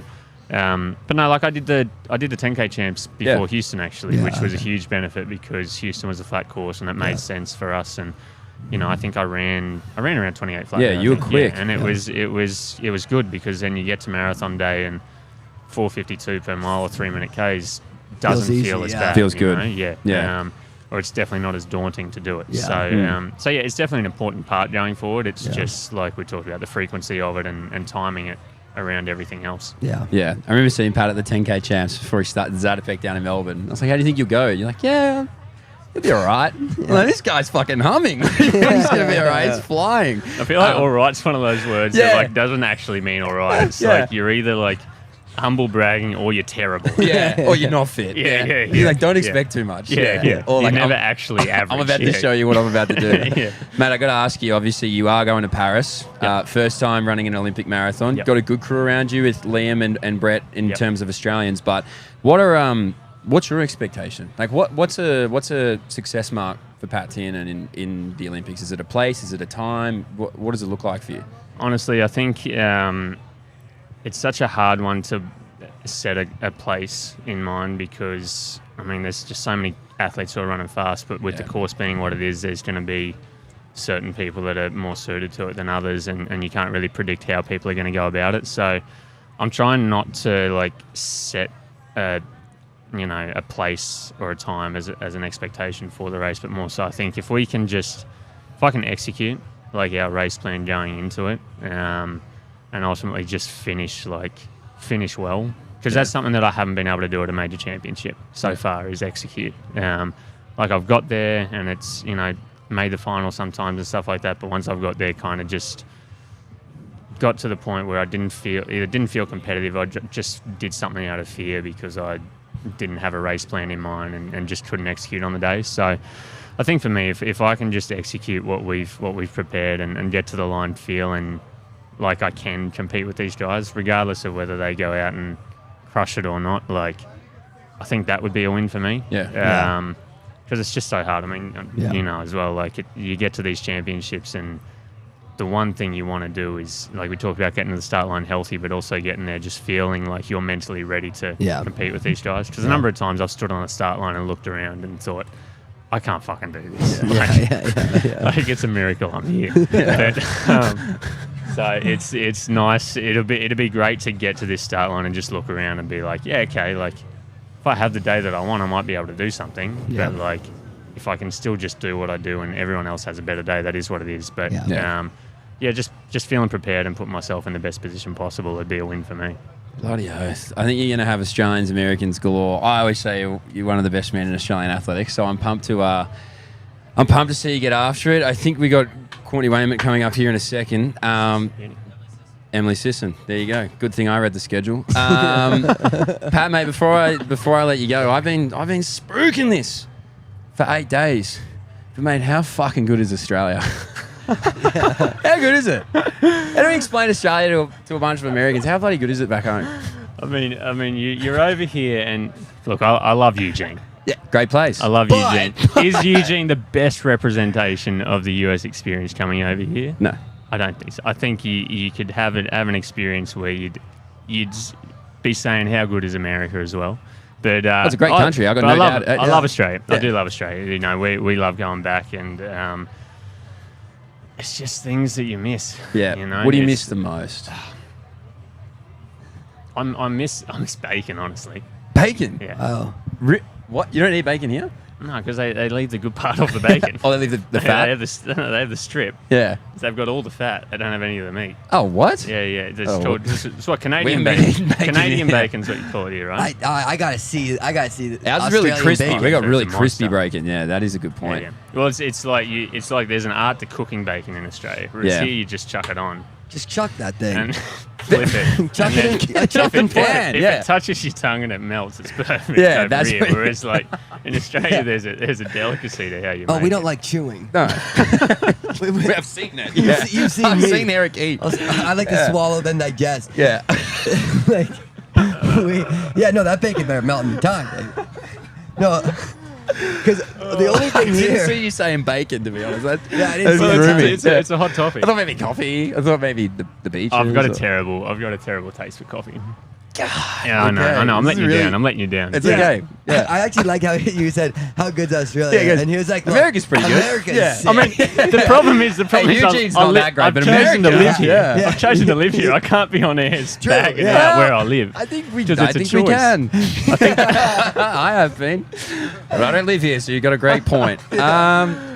Pat Tiernan loves yeah. America. That should be the headline. the from mayor end of this. Toowoomba is really The that was pretty the good. patriot of Australia. Yeah, the Yeah, patriot of yeah. Australia. God, there's Australians waking up this morning. all And the then that'll going be- like, I can't wait to see what Pat says about this Australia. Like, We've just all right, talked bacon's good, We but just America. talked about how last Olympics I was the headline for the embracing the Australian spirit. yeah. Give us the next Australian headline. icon moves Yeah. to America. I was gonna say, yeah, and all, Loves all, America, all the back news hates hates Australia. outlets, bacon. Yeah. news Loves outlets America, are gonna be hates pissed. bacon. Pat, mate, great to have you on. Thanks for having me. Good luck in Paris. Congratulations on everything you've done so far, and we'll be on the roads cheering. We can't wait to see you out Legend. there. Well Thanks, done, big fella. fellas. Yeah, thanks, of Pat. course.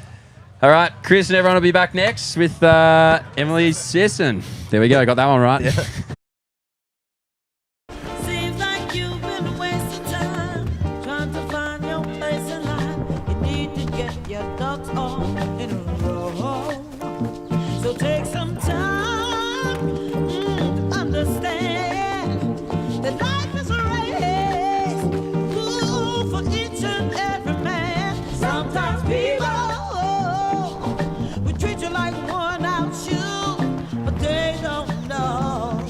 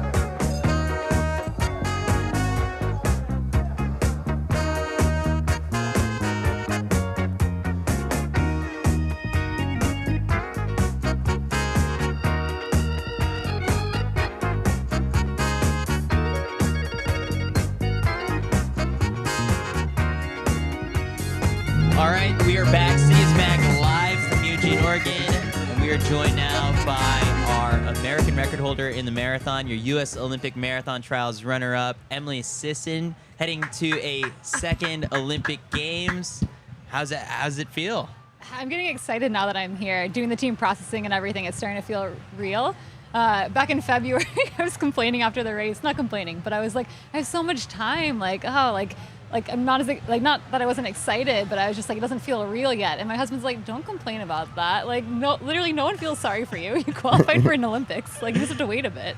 But it's starting to feel real now. So yeah, that's really exciting. We saw Connor Mentz out here running the 10K and pushing the pace from the front. No temptation at all? A small Come party on. that wants to be out there. If anything, your name on the declarations or entry list would have just sent just a shiver down, I think, people's spines. There was like a moment maybe a couple months ago I thought about it, but I love the track, but it always beat me up so much, and I'm just like so all in on the marathon right now. So like as hard as it is not to be on the track, I'm content with this plan of just like trying to see like what I can do on the roads. Yeah. So would you say that the track felt more physically taxing than the marathon? I definitely got injured more. Yeah. So I Just think the speeds, like, was it the speeds? Was it the types of workouts you like? What do you think it was? I mean, you can get injured doing any type of training, but I do think it was the speed. Yeah. I'm sure the turns are part of it and the spikes are part of it as well. But I actually think it's just the paces I had to run. Like I don't know, for some reason, even when I touch those paces now in training, I can tell I need to like pull it back a bit. I start to feel like kind of tight and a bit tight after those workouts. So. As much as I do miss it, but yeah, I'm all in on this. The CITIUS MAG team has joked that like your 2021 U.S. Olympic Trials 10K is like our Roman Empire. Like it's what we think about a lot. What was sort of, those workouts that you're referencing? What was it saying in training leading up to that race? And like as of right now, I know it's marathon training a little bit different, but like is that fitness very similar, leveled up? Oh, thanks. It's definitely different. So I'm not doing the same kind of paces in practice that I did going into that race. That was my favorite race so far. I'm trying to top it, but that's like out of all the races I've run in my career. It's gonna be tough, yeah. Yeah, I love that. I just loved that one. Just like the implementing the race plan and things. Yeah, it was just so fun. So I'd like to have another moment like that in my career at some point. But I'm thankful for all the moments I have had so far. I've had a lot of good ones. So. What was your question again? Just in terms of just like the training, like before that race, and like I guess like how does it compare to what you're doing now? Like, are you still sort of like impressing yourself? Well, so I do, but in like different ways. Like I feel like I'm getting better at like right now running hills and like hilly tempos. Like I've seen like that improve a lot, and my long runs I'm getting stronger at. But I'm not seeing like the same fast paces I did training for the 10K on the track. But I don't want to completely lose that either. Like I think it's important to hit 10K pace and 10K pace and half marathon pace and training, so that at the end of a race, like I can get my legs turning over. Yeah. What have you made sort of like? I know you don't have to worry about it as much. Well, maybe a little bit. Just come the marathon, like World Championships next year. The standard for that is getting quicker. Yeah. In the 10K, like that's also kind of gotten to this point where like the standard's so hard, people are relying on rankings. Like. You kind of came off of the track at the perfect time where it's like it wasn't like that all that much of a concern, right? No, yeah, it wasn't. Yeah, seeing the standards on the track right now, I'm just like blown away by how fast it is. And I don't understand the whole world ranking system. Like I feel like I should, and I'm like in the sport, so I should understand it. So I can imagine how hard it is if you're not like a diehard fan trying to figure it out. Yeah, you read the lap count on Wednesdays, and then there's just like 300 words by me just writing about like the 10K. Like I've been obsessing over it over the last couple of months. I actually did read that because I'm still confused. But you did a good job explaining it. Well, I mean, today I feel like I'm gonna have my calculator out in the middle of that 10K, just trying to figure out like, all right, like are they on pace? Are they not on pace? To like who's gonna be in the ranking quota and all that stuff. Like the sport was just so much easier like 5 years ago. It felt like. Yeah, I do think it needs to be easier to explain and for people to understand. So they'll probably, I hope they like tweak things a bit. Like it's not a horrible idea, just like making it more easily understandable. Yeah. Yeah, you're right. I mean, because I don't know it either.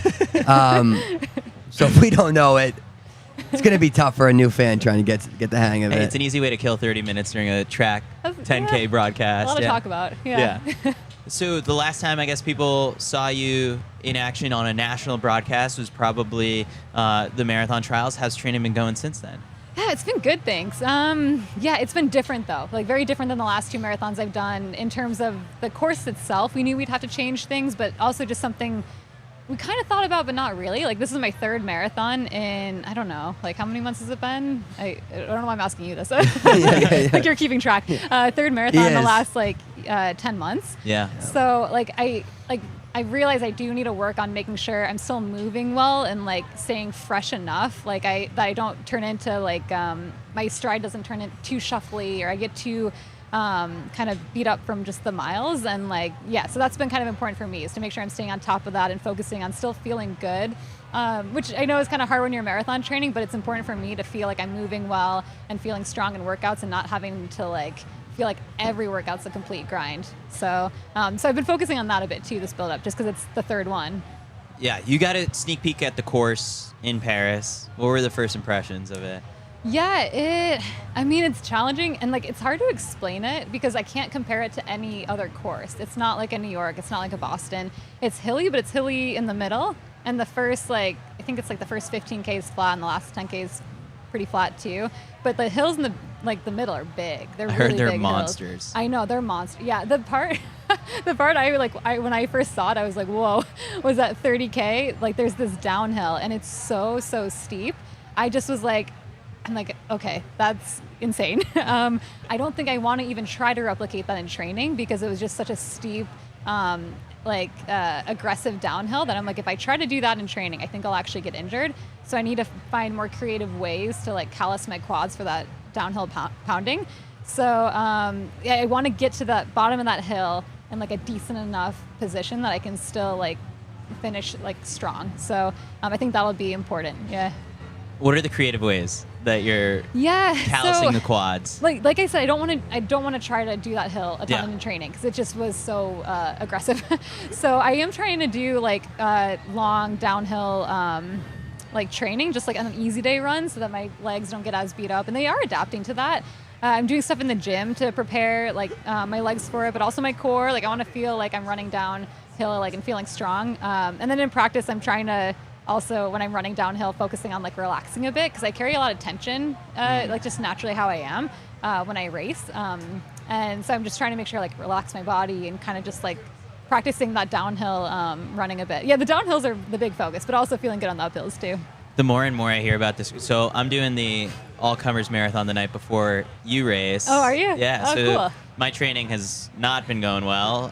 Just been out here 3 group runs. That's been the extent of my training. I'm in big trouble. So the more and more I hear about just how challenging it is, I start at 9 p.m. I might still be on the course by the time you guys start the next morning. Like it's going to be pretty ugly. But what did you take away from that trip? That sort of like, it wasn't just you. I guess like a lot of these athletes have gone out and it changes sort of like this whole dynamic where you have to think of this race as it's not necessarily going to be a very fast race up at the front. Like there's going to be a lot of strategy.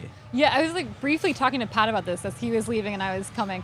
Yeah, I think the exciting thing about it is because it's such an extreme course, I feel like, or such a unique course, I should say, it can really shake things up, I think, at the top. So it's an opportunity, I think, if you're not like a 2:14 marathon runner, to go out there and compete if you prepare well and show up healthy.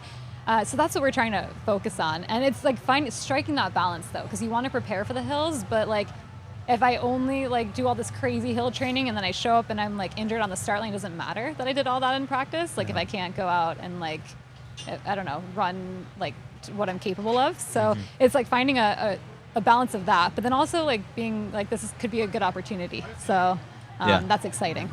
Yeah, because we were talking to Pat too, and he said that he's able to kind of look at this kind of like a cross-country race and switch it up, and how this kind of bodes well for him because it's a bit different, and he can look at it a bit different and grind through it. You're somebody who, I mean, as we were talking about your 10K, the brutal heat, you were able to be in the front pulling. Are you looking at this slightly different than regular marathons, and you're going to use your strengths and your ability to just kind of grind through it as an advantage? Yeah, if it's hot, I won't mind it. Like I feel like naturally I seem to handle the heat okay. And I do things to prepare for it too, but I do just think it naturally comes a little easier. And then for the hills, like this is my first hilly marathon in a while. I've done hilly other road races, like half marathons and like shorter distances, like 7 miles, 10Ks. But this is the first like hilly marathon since the trials and in 2020. Yeah. So all my other marathons have actually been like very similar builds because they're all like flat and fast.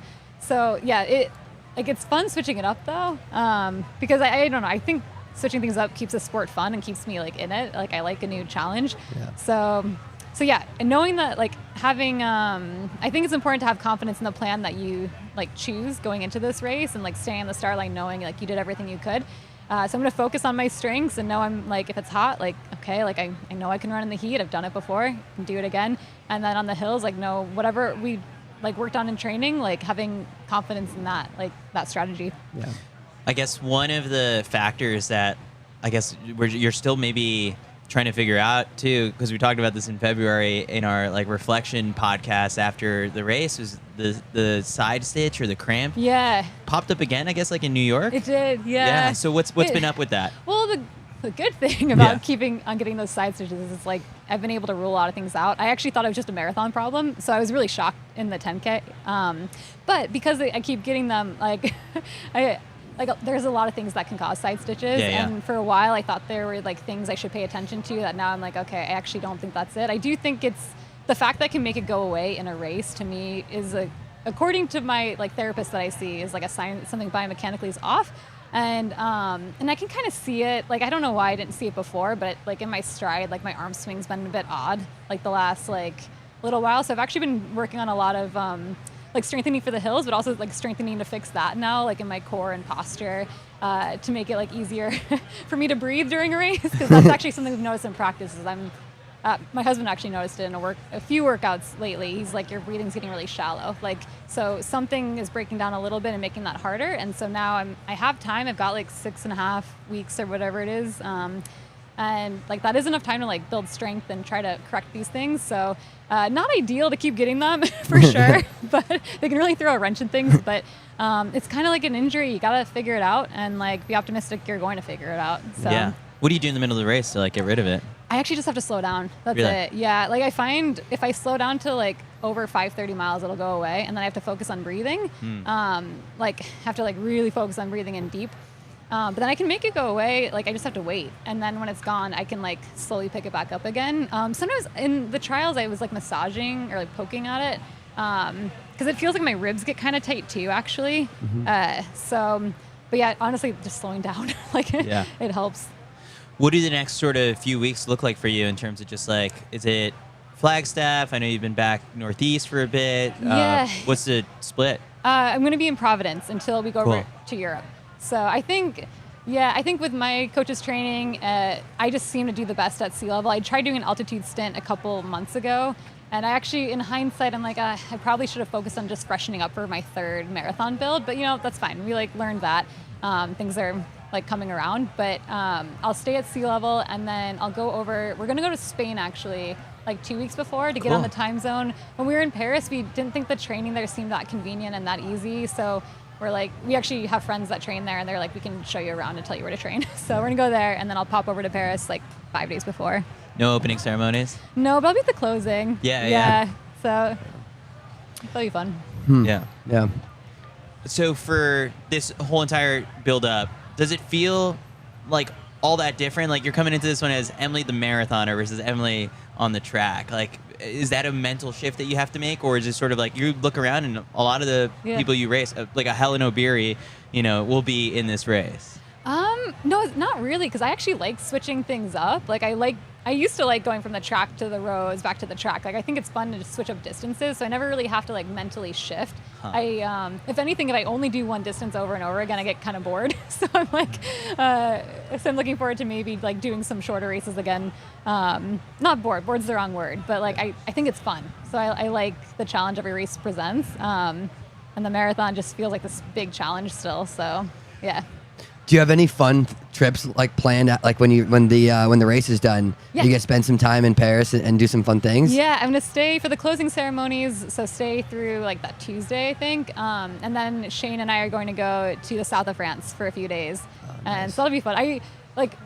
had to keep canceling vacations after marathons for like various reasons, and then after Chicago last fall, we finally took a vacation. I'm like, this is the best. Like, Yeah, I gotta wanna do this more. I'm like, I want to do a vacation after every marathon. Yeah. It's so nice just like doing nothing. Amazing. Well, Emily, we appreciate you stopping by. I guess this is going to be the. How many times have people used the Emily in Paris joke with you? I got it a lot initially. I haven't gotten it in a while. Okay. Yeah. Well, this is the new season of Emily in Paris, like coming up okay. here in Paris in just a couple weeks. And no, we're super excited for you. And thanks for popping by. Yeah, thanks for having me. Awesome. We'll be right back shortly with our next and final guests. We've got Courtney Wayment and Diljit Taylor coming on together.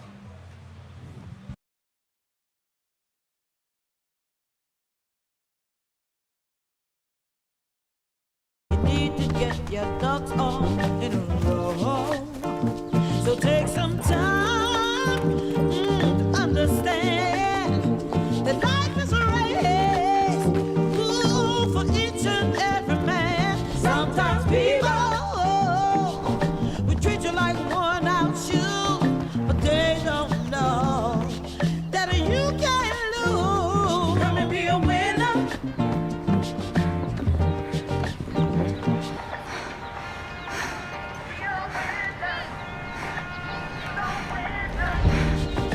Be a winner now.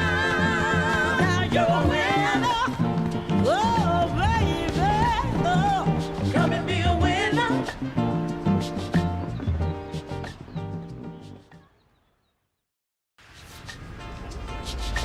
Seems like you've been wasting time trying to find your place in life. You need to get your ducks all in a row. So take some time to understand that life is a race. Ooh, for each and every man. Sometimes people will treat you like worn out shoes, but they don't know that you can't lose. Come and be a winner.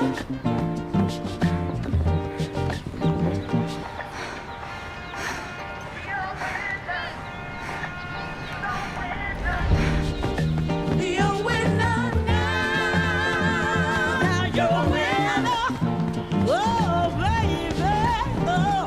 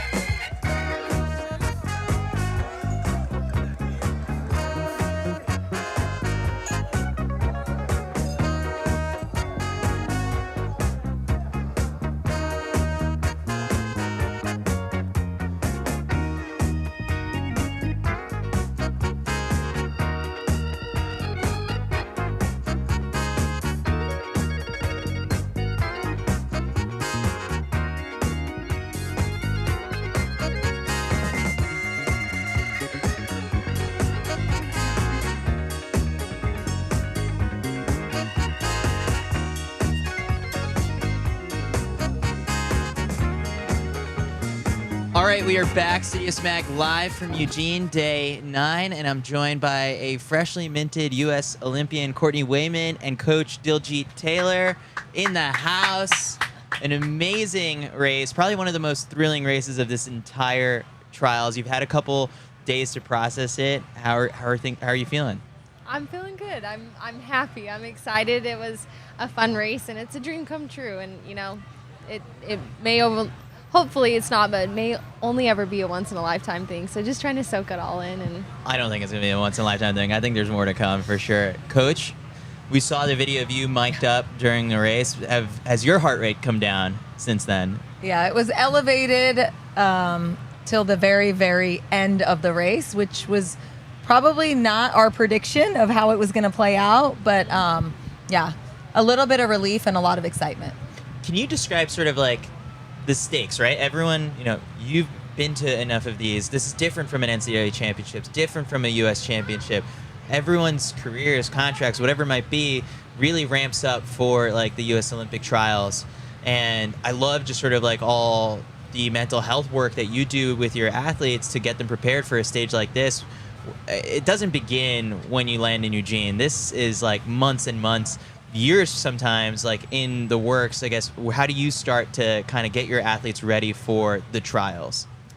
Well, this year was a little bit different with an actual Olympic spot on the line. We had a little bit of practice last round where Courtney finished 4th, but that was like kind of a far-fetched dream. And this one being, she's made 2 world finals, and so the expectation was we want to chase this and just put her on the line in a way to be able to compete. And physically, I think things went really smooth. It's probably the best build she's had in the 8 years that I've coached her.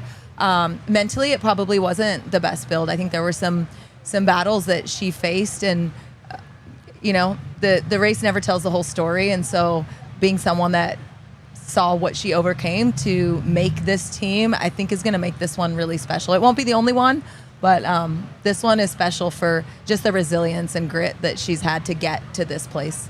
Yeah. So Courtney, I mean, hearing that, like, you just have like such a strong foundation, I guess, with the training partners you have, the BYU family that you kind of still surround yourself with. You know, how reliant have you been on them, just even through some of the hardships?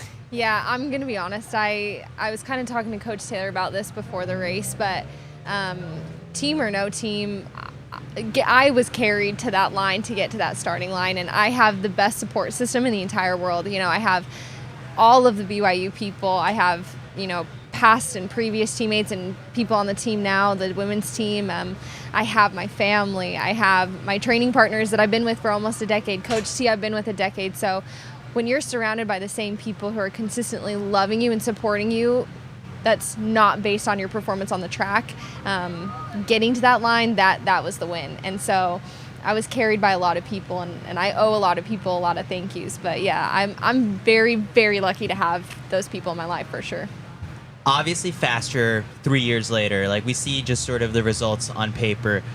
How much more mature and just, you know, confident is the Courtney Wayment on the starting line at this trials compared to the last trials? Yeah, it's a lot different. Like Coach T said, like last one, it was like, ooh, maybe we could be a dark horse. Like maybe if all the stars align and the bubble braids are great, you know, then you'll make that team. But so that was a lot different. But now it's like, you know, I have more experience. I've led, you know, since that Olympic trials, I've led every championship race in the final. And so when you have that level of faith and trust in like what she has helped me build and helped me get to that line, it's just different. And I feel like something that I've been really grateful for is we've helped, you know, between Coach Taylor and I, and, you know, with my training partners, it's familiar. It's things that you only have as much pressure as you allow to be put on yourself. So I would say the confidence is a lot different, and hopefully as I continue to get more experience in this sport, that changes still even from this moment. So it's different but good. Fourth is always just like a hard position at any sort of trials, right? Because it's like one spot out. But do you remember sort of like if there's always tears, right? Like happy tears for just sort of like that bit of a surprise, or like was there a little mix of like just missing out? And then Coach, what do you remember from 2021 is like that you kind of told her immediately after that race? Yeah, for me, There was happy tears. Yeah. I'm going to be honest, like, the only sad was going to processing. I'm just going to be transparent. Yeah. That was, like, not the nicest feeling in the world. It was cool, but, like, not the nicest feeling. But other than that, it was just happy tears. Like, I got 4th at Olympic trials. Like, to be 4th in anything in the U.S., like, that's pretty amazing. So lots of just happy tears for sure. Yeah. Coach, what'd you say to her after that last performance? Well, I was really proud. I mean, it was, if you make the team, you're probably going to enter the professional world. And she got 4th. So I was like, all right, we get to do this for another year at the collegiate level. And at that time, I had no plans to coach pros at all. I actually said I'm never going to coach pros. And so, yeah, just kind of special how we've come full circle from that moment. That commitment to then, sticking with some of the women that you coach, like those discussions you have, I guess, like establishing the pro group, do you take it year by year when it comes to goal setting, or is it built around sort of working backwards from the Olympic trials?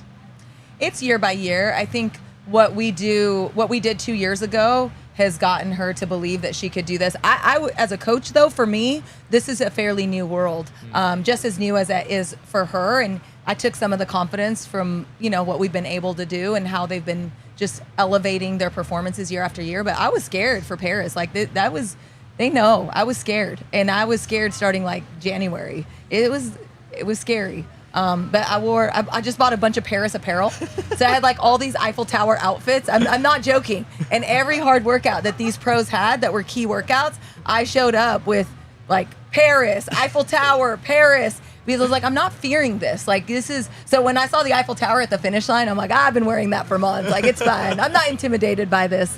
But yeah, it was also just my way of saying like, hey, we're doing this thing. We're chasing it. Whatever that looks like, whatever the outcome is, we're going to chase it. Well, with the team culture that you've built, it's the parties that I love seeing on Instagram before the race. What was the send-off before this one? We always do, for USAs, we do a little breakfast at my house. And yeah, just as simple. There's a eyeshadow palette that they get as a gift, because if the makeup is on point in these races. So that was the rose palette from, was it Sephora? No, Ulta. It's Okay. Rose palette from Ulta. And yeah, each of the women. So I had 7 women competing here, 3 pros and 4 collegiates, and they all got those little eyeshadow palettes. Were there notes, I think, that you attached to some of your athletes? Yeah, just do a card before every single race. So the one for USA is as, the American flag and just a picture of them and just some good words of affirmation prior to them getting on the starting line. Courtney, has that made sort of like the transition to being a pro like a little bit easier? Sort of like this is what you had at BYU, and like this is still continuing to be a part of like your professional career and setup. Yeah, I mean, there are a lot of different things, right? Like practices look different. Mm-hmm. I would say that your day-to-day structure obviously looks different, and so I would say that is definitely different. However, training with the same people, we know how each other works. We know each other's strengths. We know each other's weaknesses. We're already friends, so we already have that friendship outside of that.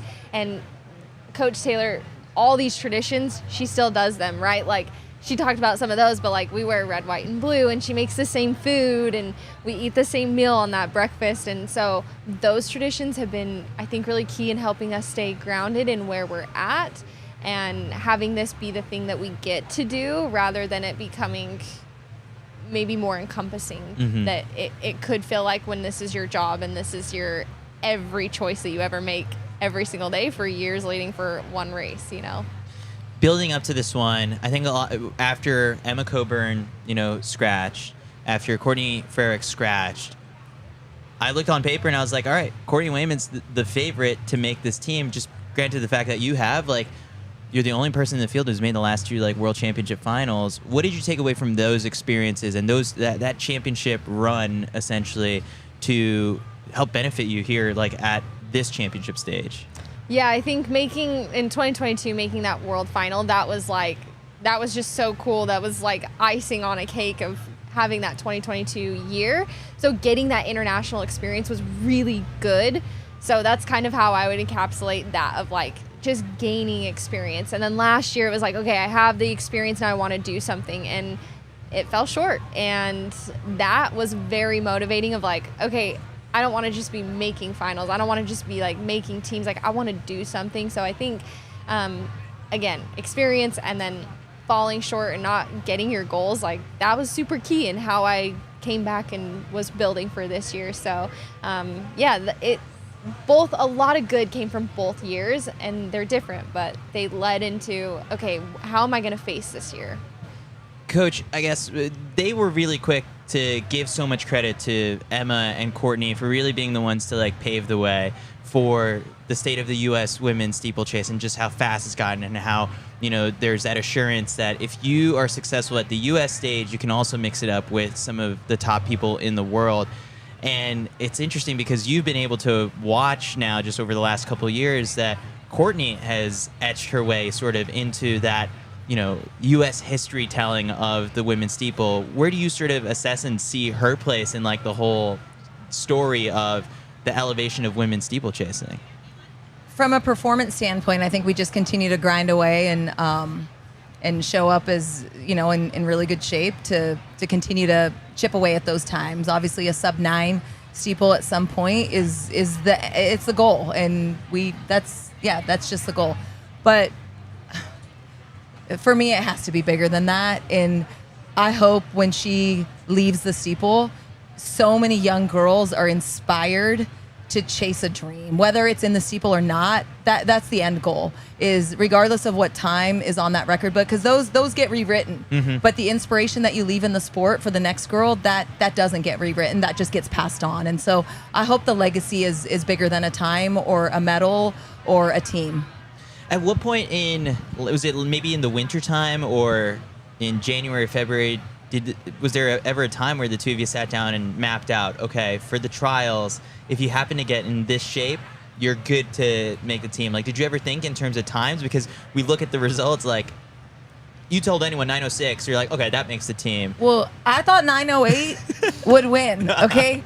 And 9:08 doesn't make the team. So I'm really glad I was wrong in the shape that the win would take.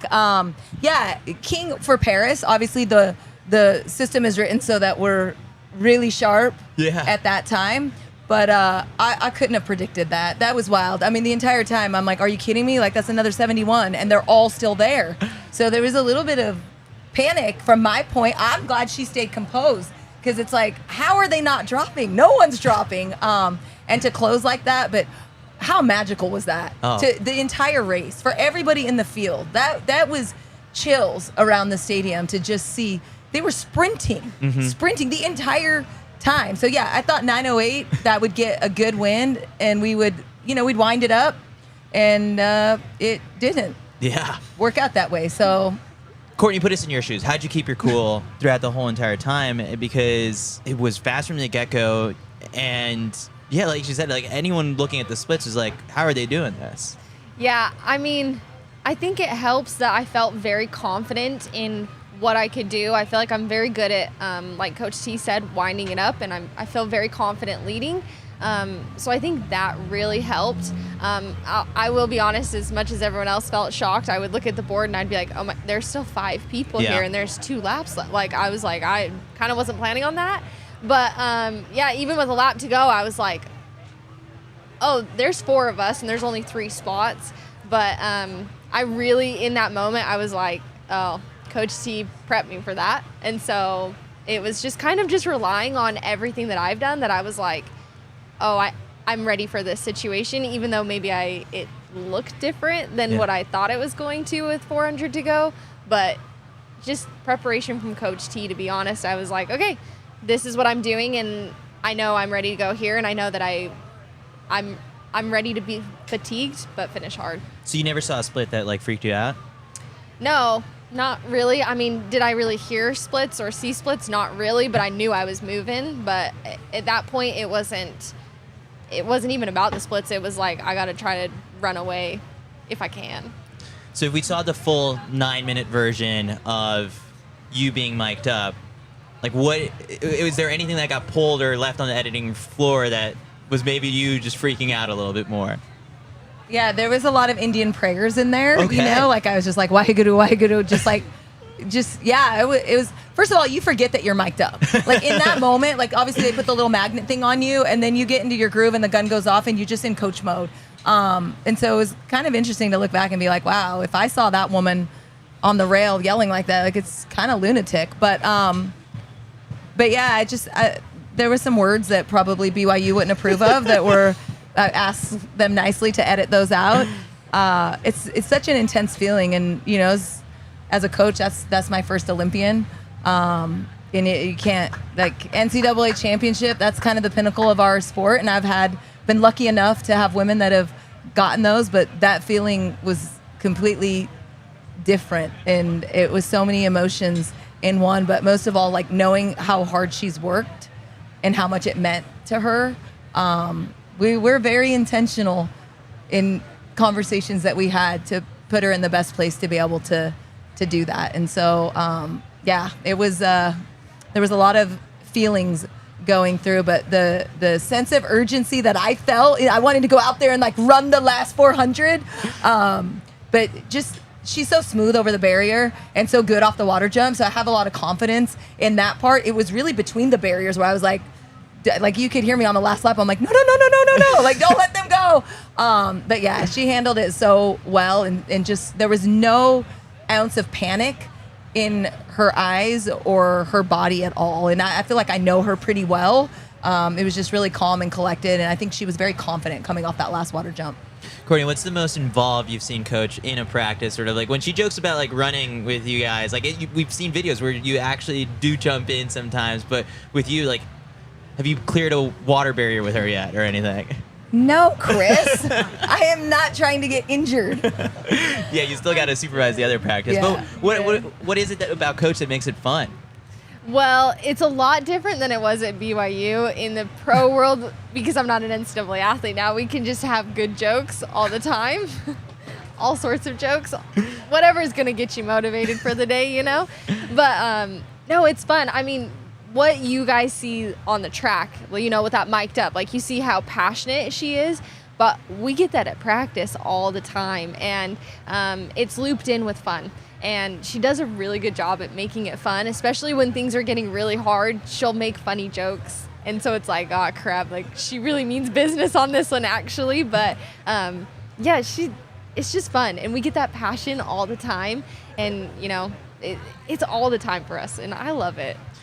You're living in this moment where it's like you are her first like Olympian. When did sort of like this idea, I guess, like was it just until you took on pros that you felt like, okay, like I can keep this success story going into the professional ranks, or was this always sort of like a dream as a coach for you? No, it really wasn't. I've always said I won't coach pros. Abraham Alvarado is here, made the men's 800 final, and when he got done with college, I was like, sorry, I just don't coach pros.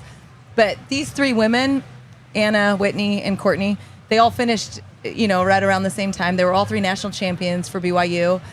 They put me on the map as a coach, right? They were kind of my checks and balances of like, yeah, we're doing this thing the right way. And I just wanted to continue to coach them, not just on the track, but also off the track, just to see what we could do together.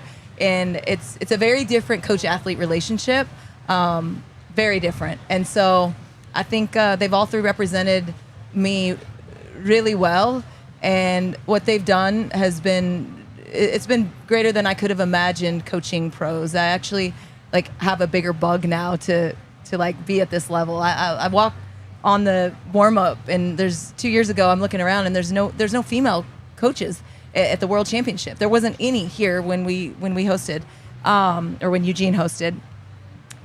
And I just got a little bug of like I want to be in that arena. Yeah. And it's been great. So they really sold me on it. The people watching or listening to this who are just coaching junkies. We've had Mark Coogan on the show, and he's like actually like one of the most downloaded episodes so far this year because people just love hearing sometimes like the coaching perspective on things.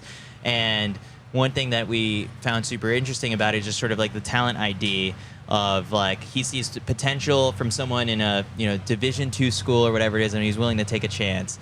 What do you remember, I guess, about the first time you saw Courtney and that potential, whether it was in her eyes or in the first practice, or when did you realize that? So I get the job at BYU in the summer of 2016. I get a roster of the women that are coming in as freshmen, and those were the first women I wanted to call and just kind of introduce myself to. And she had mentioned something about being a steepler. I had a steepler at Cal State Stanislaus that had run 10:04. I had no idea if Courtney could even steeple. But I said, hey, get a piece of paper, write 10:04, and put it on your mirror. Like, that's what we're going to do. And that's just because it was what it was known to me, that I had an athlete that had done that at the D2 level. And so I was like, we're at least going to get to that because I know I can do that. In freshman year, she runs 10:04. And yeah, we started together. And again, 8 years. I don't know many coaches that have coached an athlete through the entirety of their NCAA career and then continued it at this level. It's just special. But it wasn't, I just saw, she's got a gift. Like, she is a steepler. It's not just in the talent. There's a passion that has to come for that event because it's so gritty. And she has that. She absolutely loves that event. It is made for her. It is in her DNA, probably because her dad was also a steeplechaser.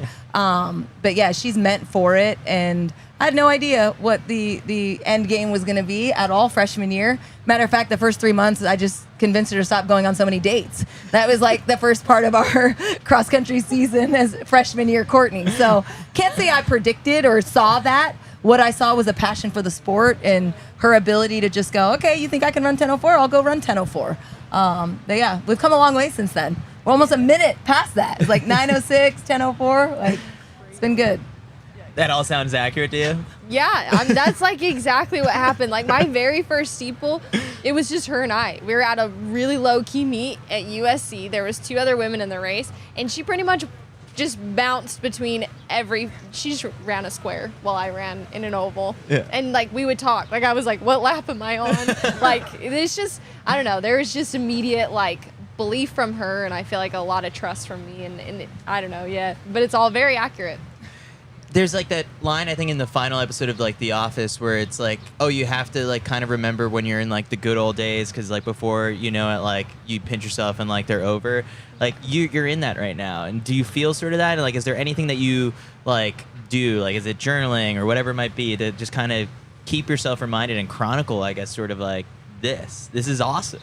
Yeah, I do a lot of journaling. Like in my, Coach T will have us, she'll make us like a running log every year, and I use that a lot as a diary and like a journal, and I'll put, you know, really funny things. So like sometimes if we ever go back and look at like workouts from like 2018, 2017, like it's got some janky stuff written in it, and I'm like, I'm sorry I'm sending this to you, but now you know my real thoughts on that workout, or you know, whatever it is. And like recently I've been doing a lot in my notes app on the phone. I think everyone else does that, and I'll, you know, there will be different points where, I don't know, if something hard happened in life or something hard happened in a workout or something, I'll send a note that I've written to her so she kind of gets to see my thoughts. But yeah, I feel like I've tried to document a lot, and or when things are going hard, I'll go back and read times from like 2018 or 2019 when those were really hard times, and read those, and I'll write down things that I learned.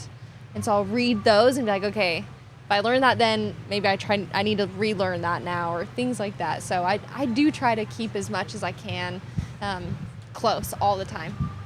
Coach, I guess I feel like you have like all these diaries at sort of your disposal. How do you balance like the time between the actual coaching and then reading through everyone's sort of like journals and thoughts when you have like a whole team and then your pros? Yeah, I think it's just time in the season. Right now I can be focused completely on the pros, and this is kind of the part of the season where they need more of that focus, and it shifts. But what helps is having that foundation and that connection already with them. So I'm not trying to develop trust with them like maybe I would be if I got a new pro. I already have that, and there's level of comfort where we're very transparent and very honest, and I do hold them accountable, not just on the track but in all aspects of life. What I love about Courtney's story as a coach is her trajectory wasn't freshman year, made it to nationals, wasn't all, you know, the normal trajectory you would think that an Olympian, what it might look like. So like every girl out there that is in starting college or maybe just trying to figure out, like, success looks different for everyone. And if you just stay committed to your dreams, they can come true. You just have to keep showing up. And so, yeah, I love that that's the message that it implies. Like, this is not someone who was a 4-time All-American in the steeplechase, and just she really worked for it and earned it. And I think you're going to see that in this next phase as well. Yeah. But I have good diaries. I have some good entries. I just want you to know, Really? I'll write a book one day. Some good stories. All right, you can share some more stories off air for sure, because I want to hear some of these.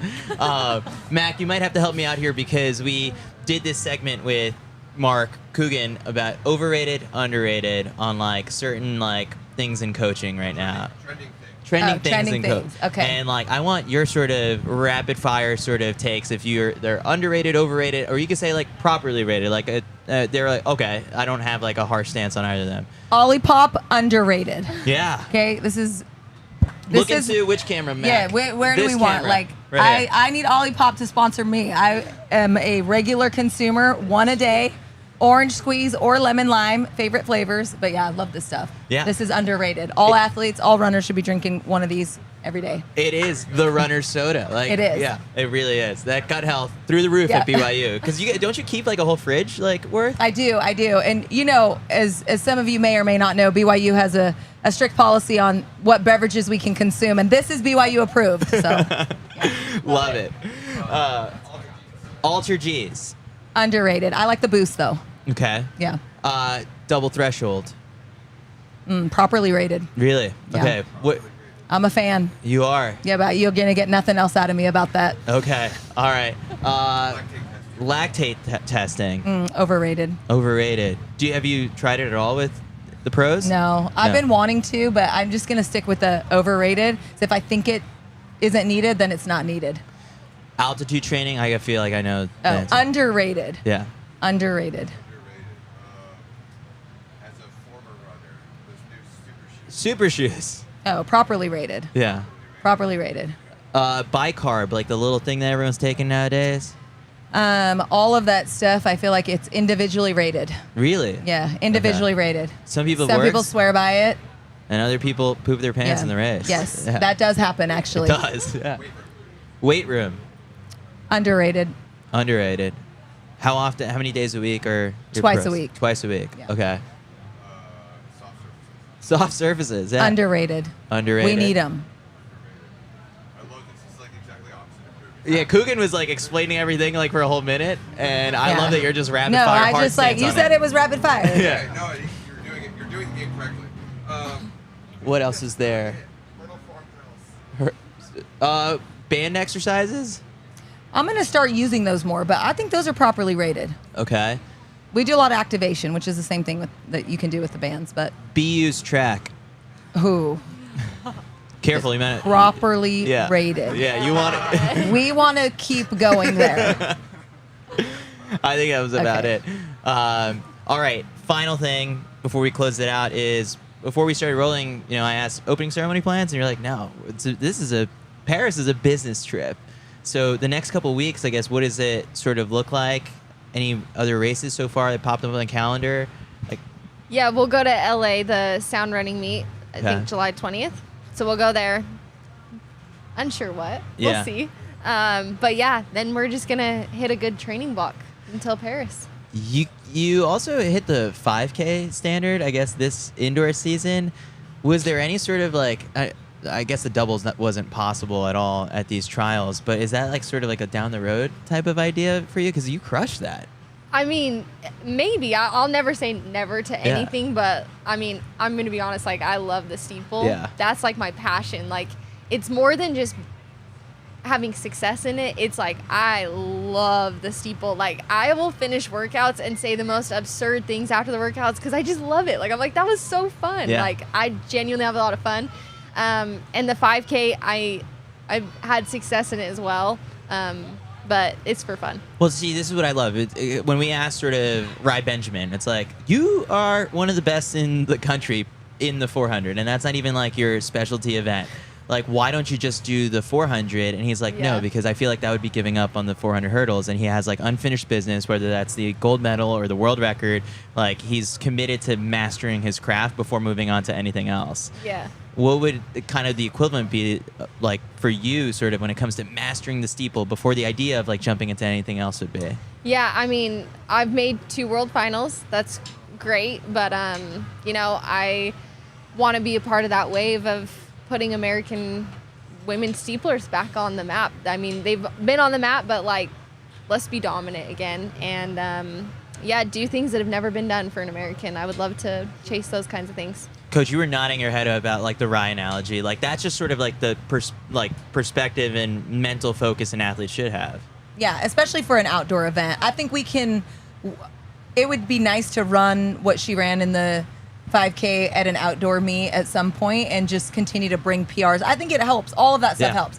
That gave an immense amount of confidence to both of us. We walked away from Boston like, well, we're really strong. And so, yeah, just continue to get better at all the other events and keeping the focus on the one she loves the most, which is the steeple. How many fits are you packing for Paris? There will be a lot. Multiple? Like, is it just sort of like, all right. I'm all out of fits this week. Like, I'm done. My suitcase is practically empty. I've worn them all. Yeah, there'll be some fun stuff, you know. I've got some pretty cool Nike gear that I'll throw together and just add some. We're going to buy matching luggage. That was the matching Louis luggage in Paris. That's our Olympian gift to ourselves. There's that prize money. That's where that's going to. Well, whatever it takes. Awesome. Well, congratulations to both of you. I'm super excited for what is ahead and in store for both of you in Paris, and we'll be there to cheer you all along the way. Thank you. Thanks for having us. Yeah. Thanks for what you do for the sport, too. Yeah. This is great. Yeah. I appreciate it. All right.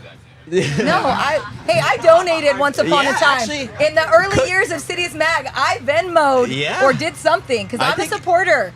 Visibility for our sport is huge, and you've done a great job. If you haven't canceled it on Patreon, you might be getting charged, I think, like $100 a month or whatever it is. You committed something, and it's been great. I'm like, all right, I'm not gonna bring it up. Yeah. So yeah, well. Dill G. Taylor, investor in CITIUS MAG, is like the little title that you should put on her title card here. But thank you guys so much for doing this. Thank you. All right, that does it for CITIUS.